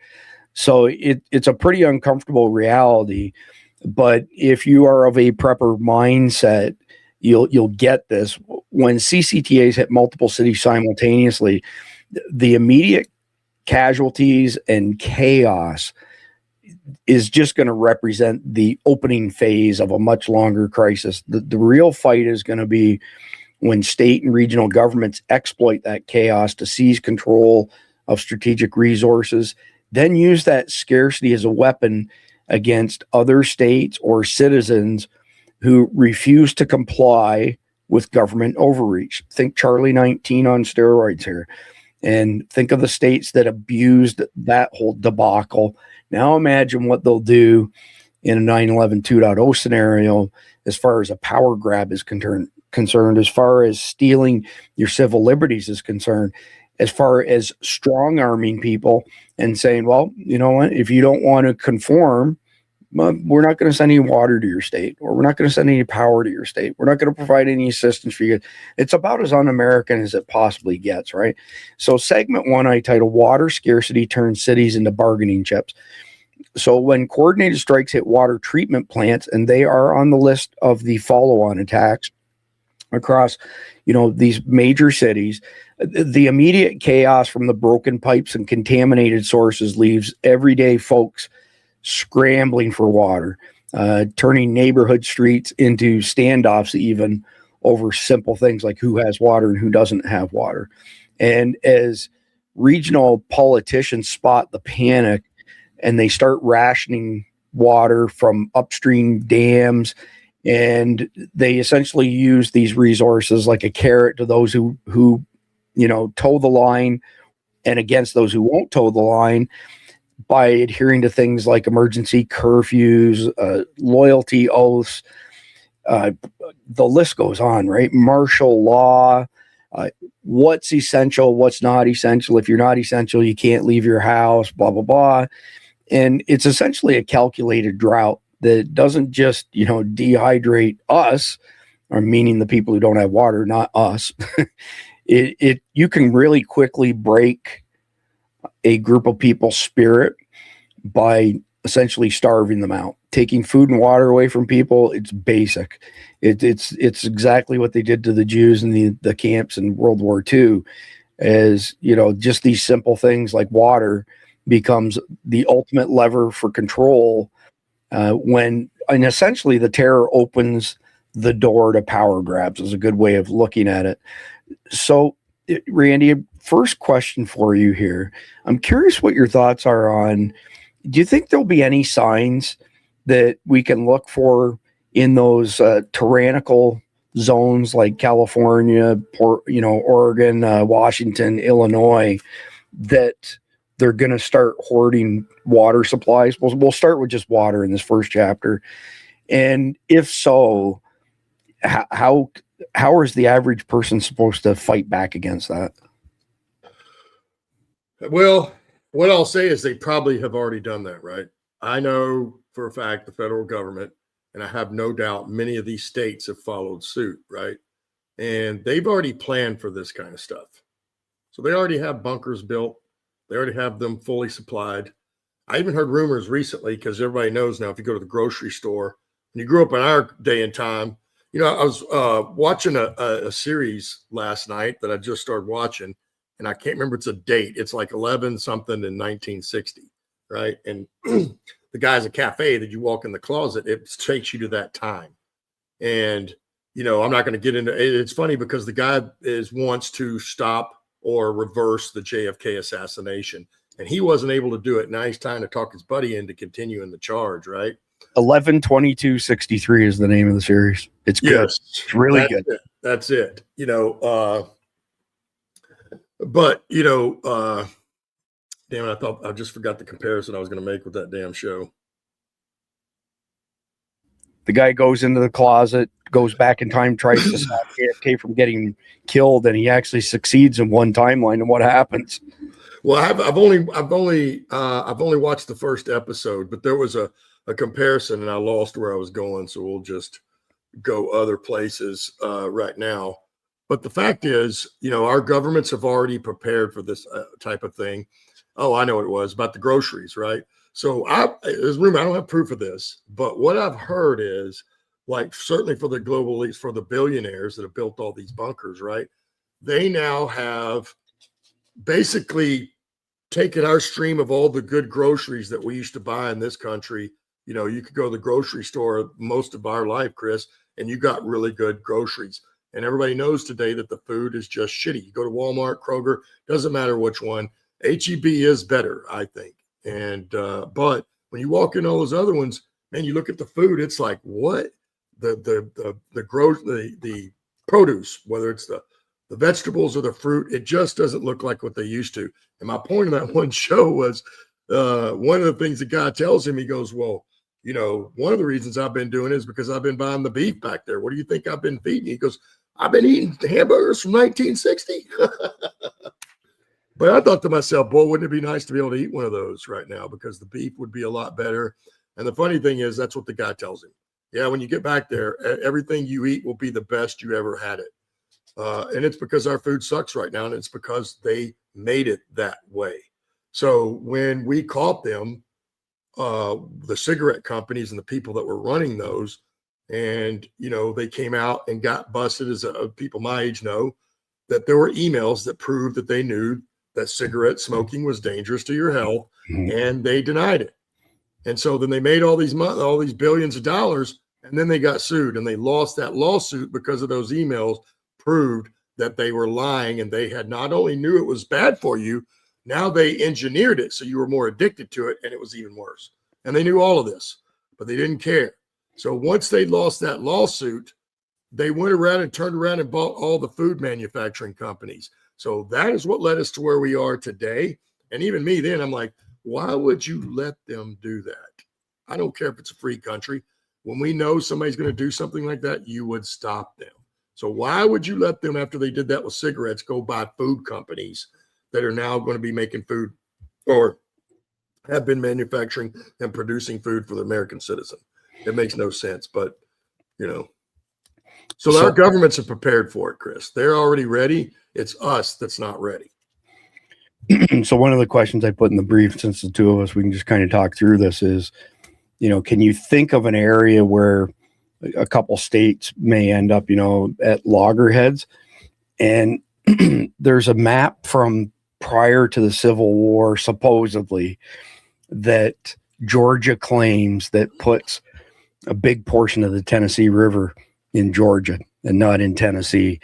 They've been fighting over this for years. There's still ongoing lawsuits that were launched many, many years ago. That stuff is going to turn into a massive fight where there are arguments over freshwater supplies. Yeah. So is there anywhere else you can think of off the top of your head? I mean, I think, because we're right there. We have a cabin that's pretty much 10 minutes from Tennessee, 20 minutes from North Carolina, in North Georgia, and we know the area well. But there's got to be some other places maybe that you and I aren't familiar with that could end up in the same situation. What about the any of them down that Colorado River, right? Because all of those states that depend on the Colorado River are low on water, and it's becoming a big deal. Let's take I don't think it's Minnesota. Is it Wyoming? One of those is very short on water. Maybe it's Montana. They're having a real problem with water, but they don't really, their state doesn't have the resources or the rivers that some others have, I suppose. I'm not, you know, I only know because I went to Montana probably 3 years ago, and they were telling us about this, how bad the water situation is. And I think it is one of those states that depends on getting water from another state through the Colorado River. That is a problem. And, you know, I've been saying it for years. You know, you've heard me. People think that we've had conflict over oil. Wait till we start fighting over water. Yeah. Then you're going to see some real conflict, because as I've also mentioned many times, unless people are paid, unless they're told to get up and do it, nobody just gets up and riots because some guy got killed from the cops. It's not, historically, that does not happen. It's not going to get people up and go protest and riot. But you know what will, Chris? And what has in the past? When people didn't have enough food and water. Bingo. Yep. So then you saw big legitimate riots because they didn't have food and water. That's what motivates people to get up and do something about it. So, you know, I would imagine Montana, you know, California, we knows in that, even though they're right there on the coast, look what happened with the wildfires because of the serious fraud and mismanagement. I would bet probably half, if not more than the 25 states will have serious issues with this, you know. And you asked earlier, what are we going to see? Those states, the blue, just like the bill now, maybe it's not all the way law yet, whatever, but they did submit it and they did it quietly. Why? For one, they know it's illegal. And two, they know no one else is going to back that stuff. So when those blue states and cities start, you know, collecting stuff, as you mentioned, or preparing, you're not going to know about it because it's not going to make the news and they're not going to tell you about it. So you can't see it because he's black as all get out, but I'm getting mauled by a pit bull here. For a split second, I thought I saw something. Yeah, well, he's black, so you can't see him against the background. Now our female rescue, she's coming to. There's Carnival is the problem. Oh yeah. There's Carnival beside me. There's Watson beside me. It's not just crack cocaine for us; it's crack cocaine for our dogs as well. I want to pull this comment up because it's a good one. Unprovoked Moose Attack says, I highly recommend the ITE Hill portable reverse osmosis purifier. It's battery operated, solar rechargeable. One set of filters will handle 800 gallons of raw water, much more if you can pre-filter. So we have that model as well. It kicks ass. Let me put it back up just for those people who want to see it. I don't have any. You do need to look into it though, because I know a family. They're a famous family. The dad was an NFL football player that was on a team that won 3 Super Bowls, but his son is in a wheelchair, right? And he has some sort of condition. And I was at their house probably 4 years ago, and at one of their birthday parties, and I was talking to his mom, the guy's wife, and she said that they used to have reverse osmosis, but it aggravated his condition. Now, I wish I knew the diagnosis of what he had. I don't.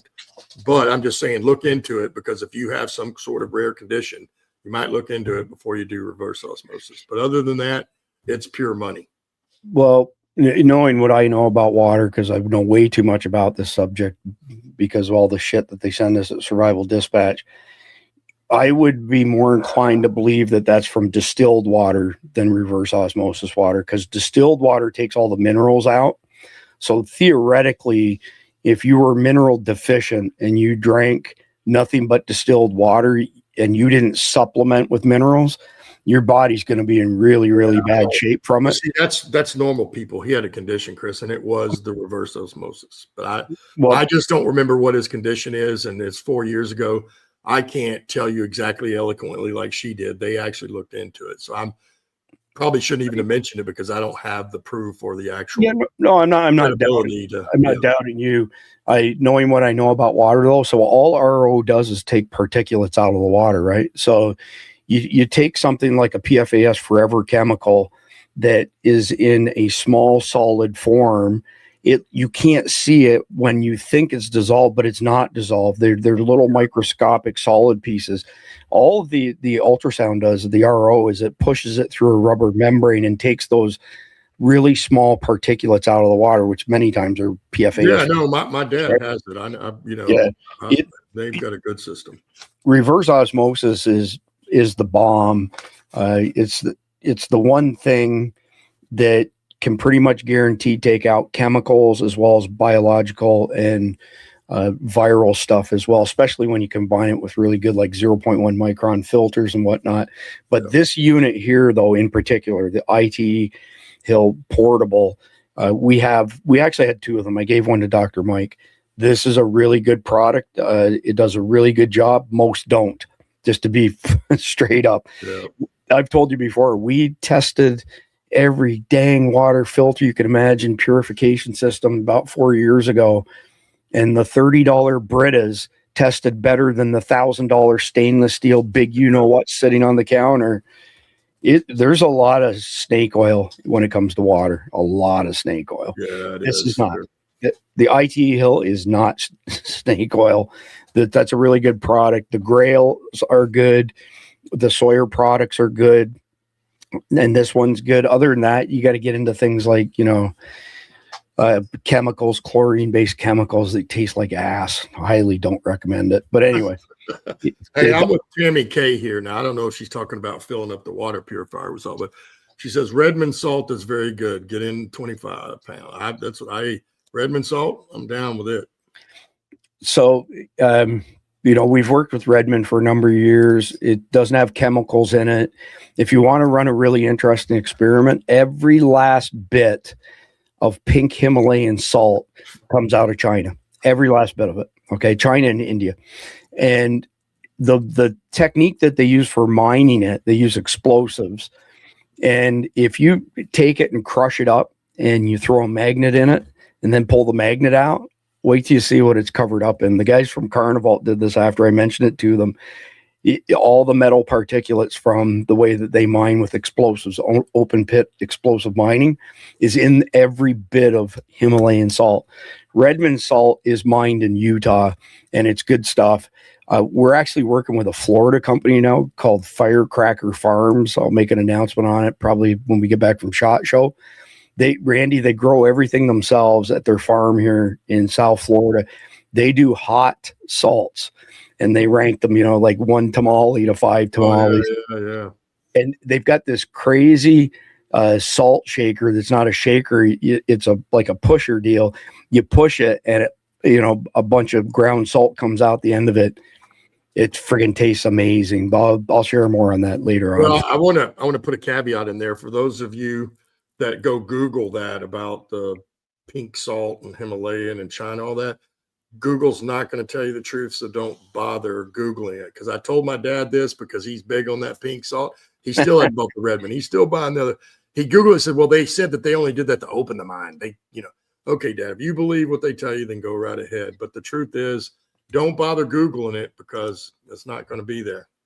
It's easy to prove. It's really easy to prove. Just try the magnet. I'm crushing up, throw a magnet in it every single time. I'm going to bring a magnet when I go to my pink. I'm telling you, it's like clockwork. So anyway, we'll move on from there. We'll move into segment number 2, which I titled Fuel Shortages Choke the Roads and Rage Builds. So picture gas pumps, dry overnight. And we've seen this post-hurricane, countless times. Truck depots, and urban hubs being essentially looted and raided.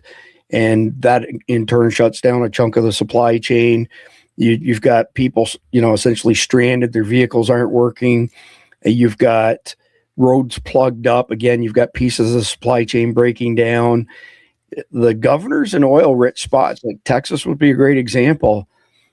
Don't think that they're going to give that away for free to other people when it's the Republic of Texas, whose job is to look after Texans first and foremost. That's not to say that Texas would shit on other states, but you can't look after anybody else till you look after yourself, right? In all contexts. So, well, when it comes to water, if we do, and it's in the Bible, so it's coming. I don't know if it's in 10 years, 50 years, or 100 years, but we are going to have a water shortage. Mm-hmm. When that happens, we're going to see all that play out. And believe me, there's no state that's going to help out another state. It just isn't going to happen. Well, in this case, it's fuel, which is just another resource. These are all just resources that'll be. Oh yeah, Texas got plenty of oil. We got water too, but we don't have enough water for the amount of space and the mileage that we have. So. Yeah, I think that you'll see, like Texas, for example, that's oil rich, actually bartering with other states for the things that Texas needs. They're going to need oil. Well, and Texas will be in a really, really strong position to barter, whether it's with other states or even the feds, right? Yeah. And you know, there are some, I'm not going to quote them exactly because I took a course, 11 years ago. It was like a leadership course with the local city. And they went through all of these regulations that they follow. So it's basically a top-down model, as we all know. You get FEMA, then you get the states, then the counties, then the municipalities, as far as the dissemination of, emergency rules and who's doing this, that, and the other thing. And we were talking about it in that course because of hurricanes. There are provisions, or there were at least in the past, to limit gas only being available, to call it residents of a state sort of thing would be preferred over or people who are not residents of a state. So imagine what that would do, Randy. Like somebody pulls in, get gas and has tags from some other state, and they're like, yeah, you can't get gas at this gas station. People will shoot each other over this stuff. Well, it's funny, because all that's gone away. I know you remember back when I was a kid and probably still maybe at least to my early 20s, people used to say, hey, well, they're from out of state. And that meant something, right? Oh, they're from out of state. But you don't ever hear that anymore. Nobody ever says that anymore. But back in the day when we were kids, that's exactly how it was. So when somebody was from out of state, we looked at them differently. So yeah, that's exactly what will happen. Yeah, no question. I mean, especially here in Florida, which is extremely transient, right? A lot of people come to Florida and think they're going to make it, and then discover that we don't have a really sophisticated economy. They can't make a lot of money. They go somewhere else. Plus, our cost of living here has skyrocketed. The number of out of state people who've moved here permanently make it really, it's expensive, like unbelievable. Well, I think y'all were the first ones that coined the term snowbird, right? Yeah. Well, see, the problem with that is that, like it's a double-edged sword, right? So those people come and spend money in the local economy. Okay, that's a good thing.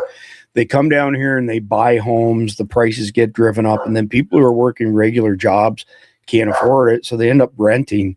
You wouldn't believe rental rates here, man.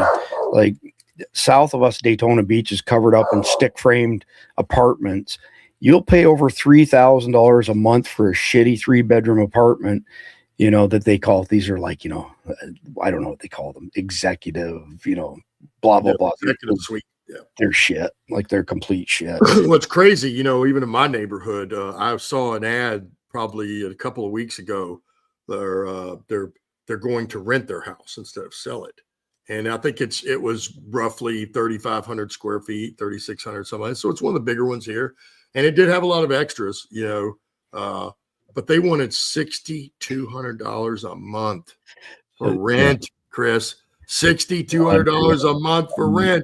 Unreal. You can't rent a house in this neighborhood for under $3,500. I bet. Right around $4,000. And I'm like, man, I'm thinking the same thing. Like, holy crap. So we just moved to New York City or LA, right? So before we move into the third segment, the shithead critical Chris, this guy's so stupid it's not even funny. Remember during Charlie 19 when Governor DeSantis in Florida had unconstitutional checkpoints to stop folks with out-of-state plates from driving in? March of 2020, look up his fuckery. You know what? I despise the fact that Paul Ryan and the WEF got their claws into DeSantis and told him he could beat Trump for the nomination and stuff. But we did better than any fucking state in the nation during Charlie 19, precisely because of him and his administration. If you think he screwed up, you are truly fucked in the head, critical Chris. Keep spewing your bullshit, man. You are one dumb motherfucker.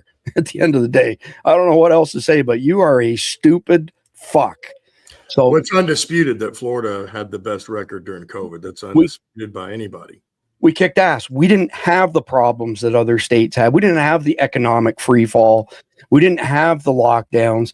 And you know what? As much as I don't like DeSantis for what he did, he was the best goddamn governor in the friggin' state in the country during Charlie 19. Anybody who thinks otherwise isn't a Floridian who lived through it unless they've been drinking the Kool-Aid from mainstream media like that dickhead there. God, he's a stupid prick. But keep it coming, Chris, because it just shows us how dumb your side of the equation is. Anyway, moving into segment number 3, I titled it Energy Blackouts Blanket the Fight for Survival. So think of things like, people taking out transformers with guns. Transformers the buckets that hold the mineral oil, that's mild steel. It's like 1/8 of an inch thick. You don't need armor piercing, ammo to pierce it. So it happened just before Christmas in North Carolina a couple years ago. It's happened in Northern California, Oregon, Washington, where people shoot up the transformers, the mineral oil drains out, they overheat, poof, gone. Just like that. So imagine kinetic attacks like that happening in addition to cyber attacks where, you take one substation out. We have 55,000 in the country. You can knock out entire subdivisions, entire blocks of cities.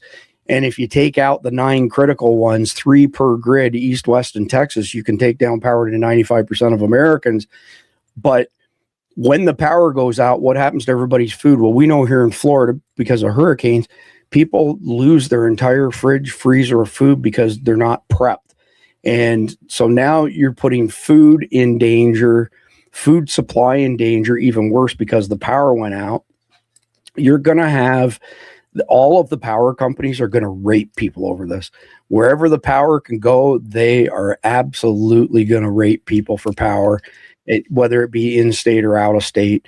And at the end of the day, if you don't have power, you're going to have everything else will fail as a result of that. So groceries is a great example. You go to the grocery store, you buy this product, the product that falls below X automatically cuts a PO to the distributor and a bill of lading to the logistics company, et cetera, et cetera. All that's gone when the power goes down, which now means your food supply is toast as well. And that's just compounds and compounds and compounds. I would say that water and power, Randy, in my mind, are the 2 biggest things that people need to prep for. What are your thoughts? Water, power, is there something else? I think those 2 are the big ones. Well, they definitely are. Water is the big one, right? Because you can go 2, maybe even 3 weeks without food, depending on where you were when you started that little starvation mode. However, you can't make it 3 or 4 days. Really, you're definitely not going to make it a week without water. So water is going to be very important, and not just to clean yourself up or cook. You're going to need to be drinking that water. And that's, so I think that and power are the 2 biggest things really when it comes down to it, because the rest of it just kind of falls in place after that. Even food, you can go out and scrounge and find something. It may not be what you want. It might not be very good. Might not even be enough, but as we say in the infantry all the time, you don't have to like it. It just needs to make a turd. That's it. That's the bottom line. That's a colorful way of saying it, Randy. Oh, that's too funny. Before I forget, I wanted to show you all this. So Craig from Stay Brewed Coffee sends us coffee all the time, and he's got I think there's 7 women, his wife and 6 daughters of varying ages. And one of them always sends us a nice little, card like this. He's an awesome parent. His wife's an awesome parent as well. What a great family. And always appreciate everything Craig does for us. Don't forget, by the way, prices are going up this weekend for Carnival. They just got hit with a 15% increase a couple weeks ago. They're officially out of stock at the old prices. They're going to hold it for a day or 2 here, but it goes up over the weekend. If you sign up for a subscription right now, you'll lock your price in for the next year. And if you are an annual Guardian member and you send me the receipt each month, I think it comes to $140 for the entry-level subscription package. You'll never pay for Guardian access ever again. And you can get a Guardian membership till midnight tomorrow night for only $47.99 a year. It's the best deal that we've run. And we're signing up all kinds of people because we want to just continue to grow the community and get the word out with regards to survival prepping, whether it be 9/11 2.0 or other stuff. Don't forget our friends, by the way. P.S. Don't tell my wife that I found part of the stash, Randy. So I've been eating it as fast as I possibly can. So if you go to wasatchwagyu.com, and they've got it's crack cocaine. It's the best friggin' jerky in the world. All kinds of good fats in it. Do not buy the dill pickle at all. It's terrible. Sucks. I told Greg I'll look after it. This is my cross to bear. But buy the other flavors, buy them up. Eat them up all you can. SD20 gets you 20% off wasatchwagyu.com. And if you don't sign up for a subscription at Carnival, use the code EATMEAT, all one word, to get 10% off. All right. With that being said, let's get into segment number 4, states hoard and squeeze, the regional power play. So after 9/11 2.0, not a stretch that blue state capitals are going to lock down their reservoirs and pipelines, and they're going to say public safety. Everything will be public safety. And they're essentially going to funnel resources to their loyal districts, the ones that vote blue, while starving border towns that typically lean conservative, creating like these invisible walls between those who have and those who don't have. And then the hoarding ramps up when the feds falter, which they will, like usual. And you've got governors swapping around surplus of one thing for political IOU here and there. And personally, I think the way this unfolds, Randy, is that it turns mutual aid into a marketplace where the highest bidder is going to get the basics, and the rest are going to get lectured. They're going to get lectured by all the, powers that be. And this sort of stuff will reveal just truly how ugly society can turn as far as dividing people and weaponizing essentials. It'll redraw maps of allegiance, mark my words, and it'll force, real Americans, TM Randy Nance, to question who's really running the show when the trucks and the supply stop rolling. So, Randy, whether it's red, blue, or something else, I don't give a shit. But how does one state react when another state cuts off resources, whether it be water, fuel, or something else? What do you mean? I think that if a state was relying on another state to give it something and it cuts it off, it's going to have to go find it from somewhere else, right? Or at least attempt to. I don't know. And then, there'll be, just like we see already, then they'll probably put some sort of little sanctions on the state that just didn't give them water. They're probably doing some sort of exchange, or, I don't know. We may see where, as you said earlier, if you're from a different state, certainly if we get to these 15-minute cities, you may not be able to drive into another state without some sort of permit or something like that. I assume that's probably what we're looking at coming at some point in the future. I don't know what states will do. We do know, though, they're governments, right? And generally, they're going to look out for themselves. It doesn't matter if it's a state government or the federal government. You look at like what we got going on in Texas right now with all these jihadis and Muslims and all the money going out, and who knows what kind of fraud's coming out of here. I think that it's all the same model. So what they're going to do is protect themselves, and I don't know that they're going to procure stuff for their citizens at that point. Hard to say. The first thing obviously is sue the other state. Oh yeah, of course they're going to do that, but at that point, does it really matter? Yeah, other than suing, though, I think that you can't really answer that question without context, right, Randy? Like, you got to have context. Okay, well, what is the context of trade between those two states? Is everything one-sided? Probably not. There's states, each state has different things that could potentially benefit the other state. So I think what I would look at is basically, okay, that state is cutting us off from whatever this resource is. And we basically say to them, look, if you persist in doing this, we're going to cut off whatever it is that we send their way. I don't know that there's many states that don't have at least something that they can barter and horse trade with other states. I suppose there are some, but nothing pops to mind immediately.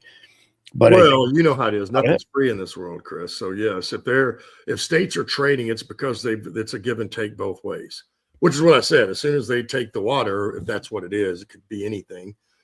They're going to do the same thing in reciprocation. Okay, well, I'm not going to give you this, but they're also going to sue, just like you said. But really, at that point in time, what good's a lawsuit really going to do?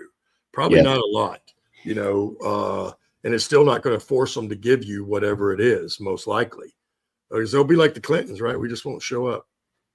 Right. We'll just ignore you. We won't show up. and you can't do anything about it. But I think that they'll go into self-protection mode. So I don't really think any of the states at that point, I mean, yes, the people that work there, you know what I mean? The governor and down and his people and people that make it run, yes, they're going to take care of those folks. But I don't think they're going to be worried about some of the rest of them in their state so much. That will be the problem. When have any politicians in recent memory actually given a shit about rural Americans and not they don't even hide it anymore. They don't even hide it. Yeah, exactly. So I'm sitting here thinking to myself, you know, water is a big one. Fuel's a big one, whether, you know, it's coming through pipeline or otherwise, has to be refined somewhere, et cetera, et cetera. I was trying to think of, you know, what else would be big time showstoppers. I mean, I suppose some types of food would be, depending on where crops grow and where they don't grow, as well as, you know, livestock, what people have in each state. But I don't know what the discrepancies are. But I think at the end of the day, it always, for me, it's coming back to, Randy, water and fuel. Those two things, whether the fuel's gas or electricity, whatever. Power. We can just call it energy because they do the same thing. Energy. Yeah, there you go. Yeah. For sure.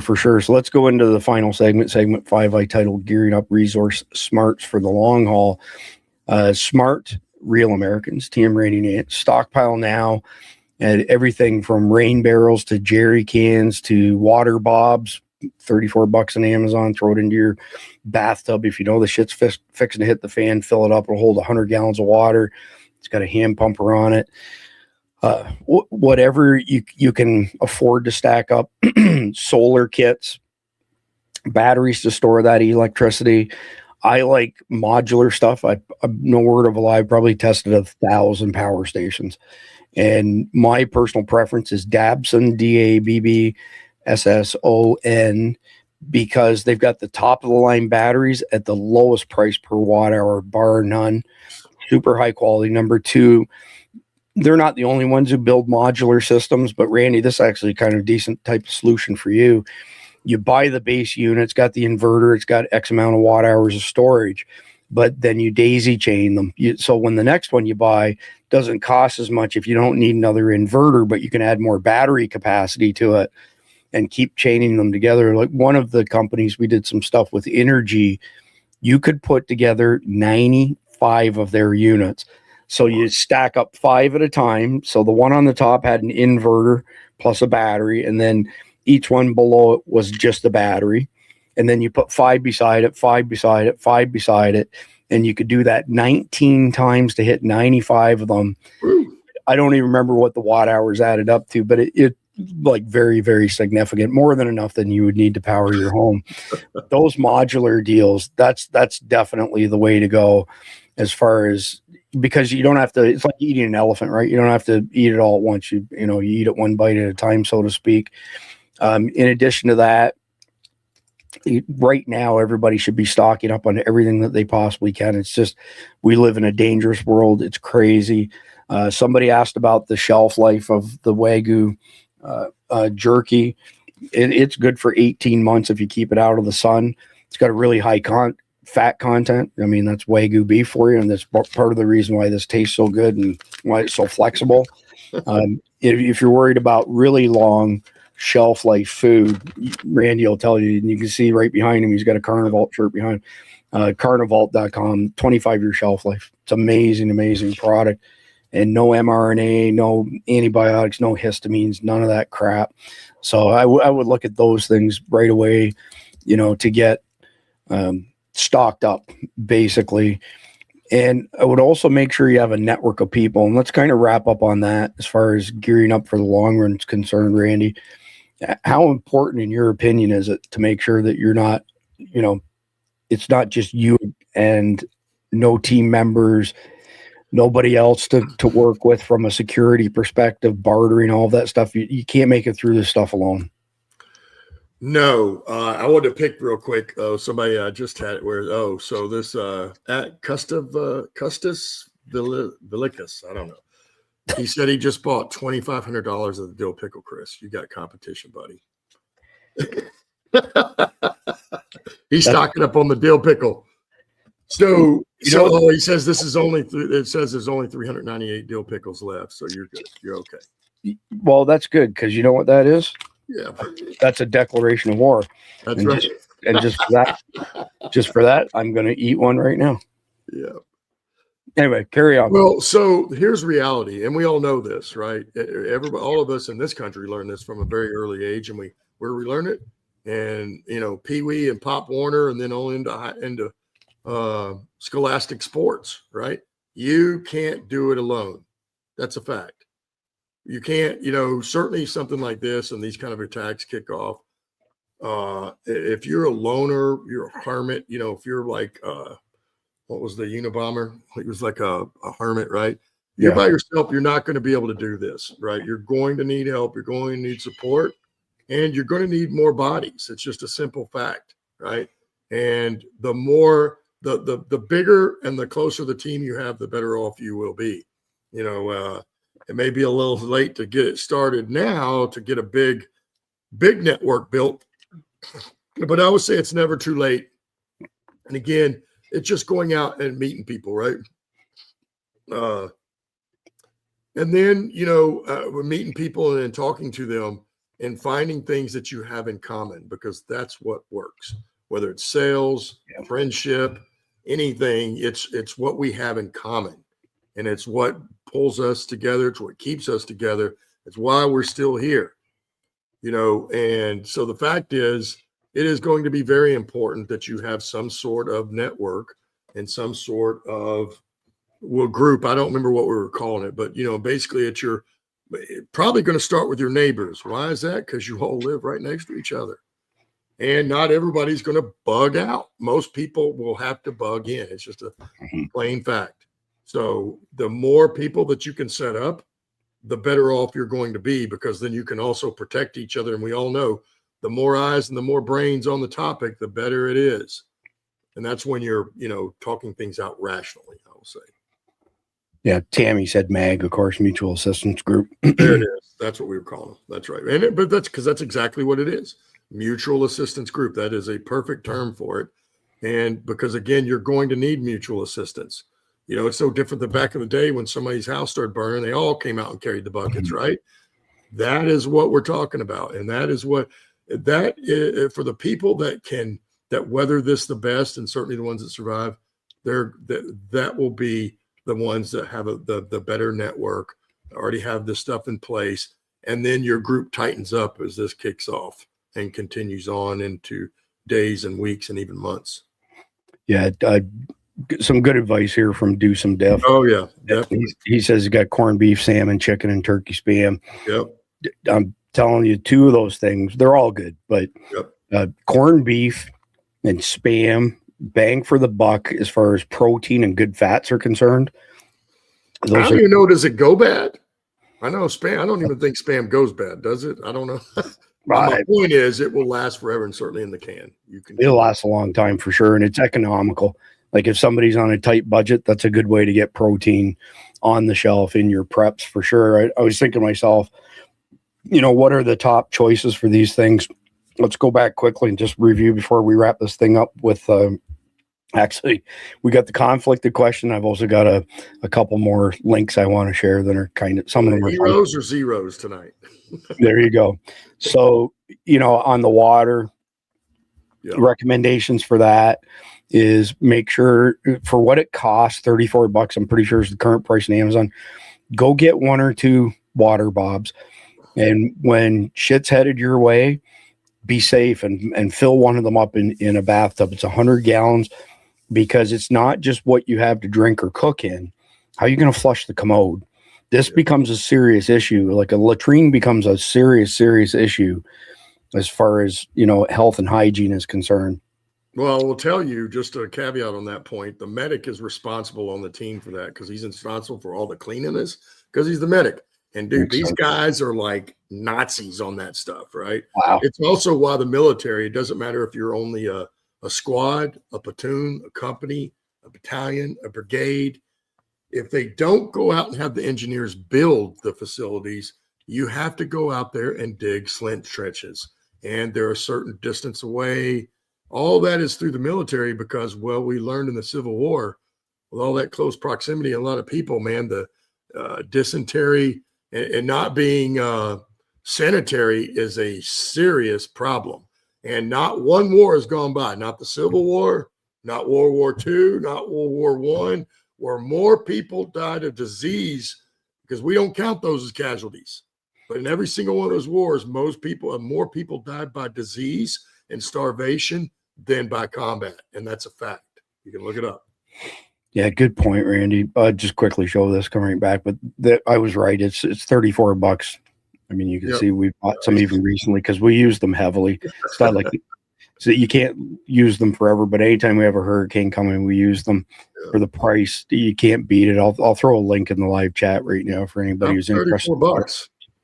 Yeah, that's a good. Ironically enough, like I don't know, 4 years ago they were like $20, $19.99 or something like that. So definitely everything has gone up. Not one thing hasn't gone up. So water bobs. Sawyer products, Sawyer minis, really good.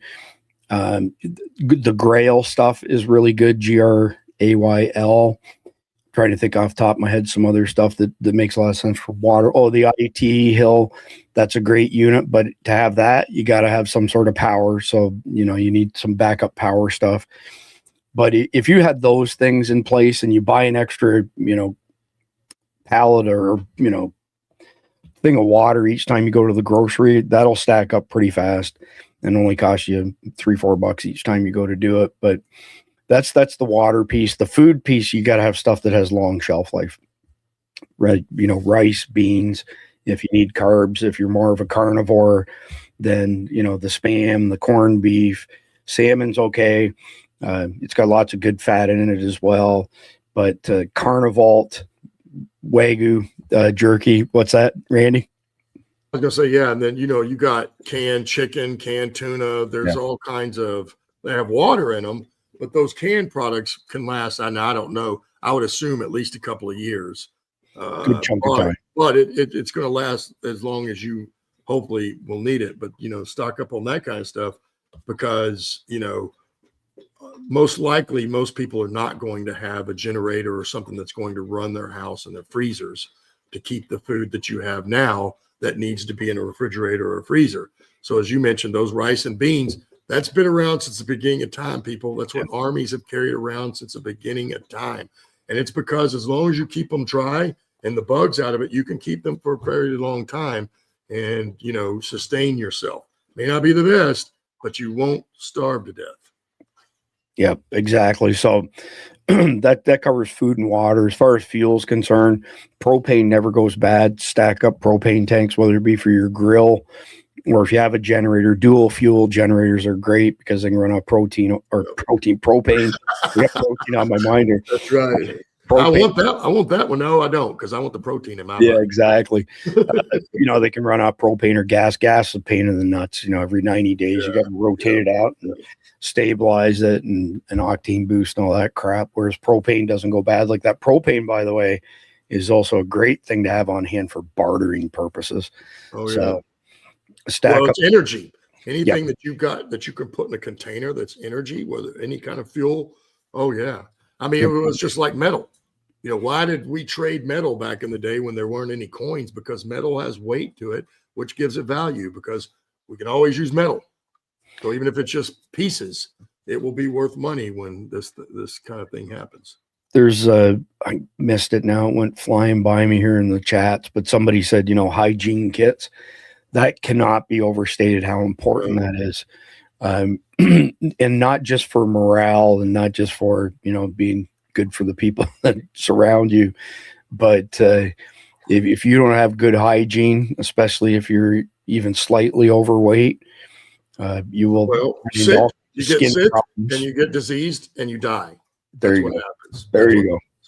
And you get infections and all kinds of big time. Believe me, there's a list longer than we could put out today that you can get for sure. Poor hygiene. Yeah, and I mean, you can go to survivaldispatch.com. We've got over 1,100 free articles on our site there that cover all these topics ad nauseum. Then you got survivaldispatch.news. That's our Substack, which is all of this stuff. And then we've got another one, which is where our Element server is that I just recently built so that we can't be censored, suppressed, or deplatformed by Big Brother and Big Tech when the power swings back to the other direction. And like I said, up until midnight tomorrow night, you can get 40% off on a Guardian membership. And as soon as it hits my inbox, I send it to our onboarding team. They look after you, get you fixed up. Carnival prices got to go up this weekend. Carnival or Wasatch Wagyu, if you're an annual subscriber, you spend $99 or more. For the receipt to support at survivaldispatch.com, I'll add 30 days on to your annual membership, your annual Guardian membership. So people who subscribe to the monthly stuff from Carnival never pay for their Guardian membership ever again once they sign up. And with that being said, it's that time of night, Randy. 3, 2, 1. So tonight, I stumbled across this, Randy, and I thought, all right, well, we're going to do the anti-hero, not the hero, the anti-hero, because this person is definitely not a hero. They're definitely an anti-hero. So listen to this, 26 seconds. Miguel Aformi says, hey, y'all, she's an American hero and stuff. No, she's a anti-hero. 26 seconds. Because we have now hosted 5 presidents, 1 vice president, and 1 get on your feet and welcome an American hero, the voice of the future. Would you scream for Vice President Kamala Harris? Because we. Oh my! Was this like recently? Is this like today, or the last couple of weeks? When did this? No, it was during the campaign. Okay, but yeah, well, American hero, give me a right. break. Look at this. The shit. woman is a drunk. She was a prostitute back in the day. I mean, let's just call it for what it is. I'll tell you what, Randy's on fire tonight. He's like spitting nails. Good job. I love it. Well, hey, I mean, Monty liked her, right? She was his girlfriend for a while, right? He had 2 of them. She was one of them. That is too. They were always out together. You know what that means? John Fernandez says, this must be a bad dream.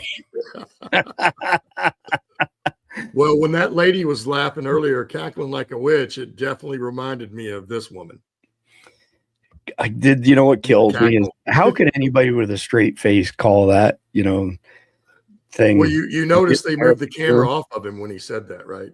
You didn't have to look at his face when he was saying that. That's why, Chris. All right. So like I said, I got a couple things that are well, let me see.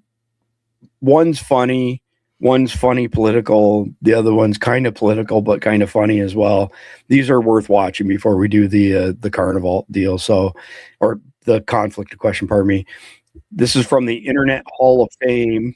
Oh, let me get over here. Let me back up. Apologies. Possibly one of the greatest commercials of all time.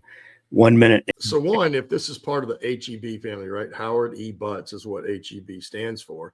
Okay. Butt drugs, and I got why they named the pharmacy butt drugs, but I hope that somebody would have told them how closely that sounds like butt plug. As they're all singing about it, and then they're coming up with all kinds of jokes in the rear. I mean, free parking in the rear. It's awesome. But that's a freaking awesome commercial. That's hilarious, man. We're Indiana. That is hilarious. Yeah, it is. All right, moving on to the next one. Texas. Muslims pray in the park when suddenly a Texan appears with a megaphone in hand and begins to pray the Our Father, ending the prayer like this: do not let us fall into temptation and deliver us from Islam. 27 seconds. Our Father who art in heaven, hallowed be thy name. Thy kingdom come, thy will be done on earth as it is in heaven. Give us this day our daily bread, and forgive us our sins, as we forgive those who sin against us. And lead us not into temptation, but deliver us from Islam. For thine is the kingdom, the power, and the glory forever and ever. Tell me. this guy. You know, he's going to get himself whacked. But the reality is, this is what we probably should be doing when they're doing this out in public. And then even in the streets, or now that, you know, New York City has this playing live 3 times a day, starting at 5 or 5:30 in the morning. I think it's 5 times a day. Is it? Well, yeah, I'm pretty sure it is. Yeah, that's crazy. So, by the way, Randy, did you know that if you think men can't get pregnant, the doctor who told you that, they must have studied medicine at the Quality Leering Center. That's that's exactly right. That's what he's concluded. They got their degree from the Quality Leering Center. 55 seconds. Hey, girl. I just watched that testimony from that woke doctor who was talking about men having babies yesterday. Yo, you cut the shit with this nonsense already. Guys, men can't have babies. And any doctor who tells you they can probably studied medicine at the Quality Leering Center. Like, come on, man. You don't got a phone call on a football Sunday. That was, we did make it. Vinny is going into labor. He's like 2 centimeters. His water brothers at the hole to do. But anyway, we're not going to be there. That never happens.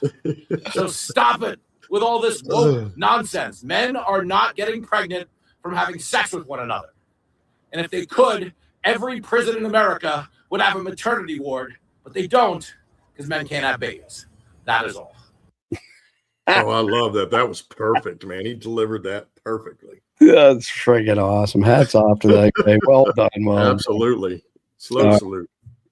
All right. So, conflicted question. Morgan's story takes place in Florida, USA. Besides being in danger when facing other people, the environment itself could be dangerous to someone who didn't know how to navigate the wilderness. What are some of the environmental threats where you live? List 3 poisonous animals and plants you know of that you need to watch for that are common to where you live. Well, since I'm in Florida, I'll just quickly rhyme a few things out for those people who aren't aware of it. We have spiders like brown recluses here that will mess you up something awful. You'll be able to relate to this one, Randy. I knew a guy, he was a Vietnam vet. He rode his motorcycle from Tampa area over here to the East Coast because he would spin wrenches for a buddy of his who had this portable dyno shop. And he felt something, go up his shorts while he was riding over this way. And he thought, geez, that's weird. And then he's sitting there and he's like, man, my ass is really itchy. And then he says to Don, he's like, man, my ass has been really itchy. And now it's like killing me. And he drops his drawers. It was a brown recluse that had been in the fins on the cylinders and went right up his shorts and bit him in the ass. You know what has to happen when you get necropsy or when the flesh dies? They got to cut it out. They cut a chunk of that guy's ass out the size of a fist. And if anybody can relate that, Randy will tell you, because I'll let him tell you how he can relate to it. Go ahead. Well, when I was in basic training, we had a guy that got bit in the butt by a brown recluse during basic training. And of course, he didn't know the same thing. And I don't know how long this guy waited, but it was 2 or 3 days or maybe a week before they realized, okay, this guy's got to go to the medic. They did. They cut out a chunk, probably not the size of a fist, but it was at least almost golf ball size. It was a big chunk. He didn't even train for like 2 or 3 days. He had to lay in his bunk without any underwear, pants on, and just lay in his bunk all day. And that was from a brown recluse, So yeah, those are we have them here too in Texas. So we had a saltwater pool and it was not unusual. And we had a lanai and everything, but it was not unusual for baby water moccasins to get into our pool. You could have a baby water moccasin that's that big and they're more poisonous than the adults are. Absolutely deadly. You get bit by a water moccasin and you don't get medical care ASAP, you're not going to survive. Turn your blood into jelly, basically. And on top of which, we have all kinds of other poisonous snakes. We've got coral snakes. That is the only poisonous snake in the state, Randy, where its jaws are not wider than its neck. So the way you can tell here, for the most part, other than coral snakes, is that if a snake's jaw is wider than its neck is, it's poisonous, period, in the state of Florida. But a coral snake is straight through. We just had Cindy's oldest son's dog got bit by one and died in his arms, about 4 hours after getting bit. They're brutal. The coral snakes are not big. They stopped making the anti-venom for them, by the way, about 30 years ago. So there's a lot of places you get bit by a coral snake, there's nowhere to go to get a shot for it. This is also the shark attack capital of the world. So if you go from Flagler Beach down to New Smyrna Beach, that stretch accounts for 25 to 30% of shark attacks in the entire world. And if sometimes, not so much anymore, but years gone by, when you flew into Daytona Airport, you'd approach from the ocean side, Randy. I always sit in the aisle seat. I got broad shoulders. I need somewhere to put my shoulders, sort of thing. I can't sit in the middle like this. And you'd hear all these tourists going, "Oh, look at all the dolphins in the water down there." And then those are not dolphins. Those are bull sharks. And, they're anywhere from, 1/3 to 1/2 the size of a great white. And they love to bite people in waist deep water. They're brutal. And I could go on and on and on, but we got a lot of stuff in Florida that will mess you up. And I don't know if you heard about this one, Randy, but I want to say maybe like 10 years ago, there was a couple visiting from somewhere in the upper Midwest. It might have been Idaho or something like that. And they went to Disney World. And when you're in Disney World and they've got all the retention ponds, there are signs everywhere that specifically say, stay away from the water reservoirs. There are alligators in them. So they had a youngin that was about 2 years old, recently, started walking, and they let this little one walk into this retention pond and watch an alligator come up and snatch it and eat them and kill the kid. Just brutal. Yeah, I think I was still living in Tampa when that happened. I do remember that story, though, man. It's like, and unreal. And then Disney's like, well, hey, we got signs out there, but everybody adequately pointed out, they make it feel very inviting, and you can just go right on in there, and it's not a big deal. Yes, they did have signs, but really, in my opinion, if certainly when that happened, they didn't protect their patrons near enough, or they let these people know, because most of the people that go there, as you all know, are not from Florida. That's right. They're vacationing.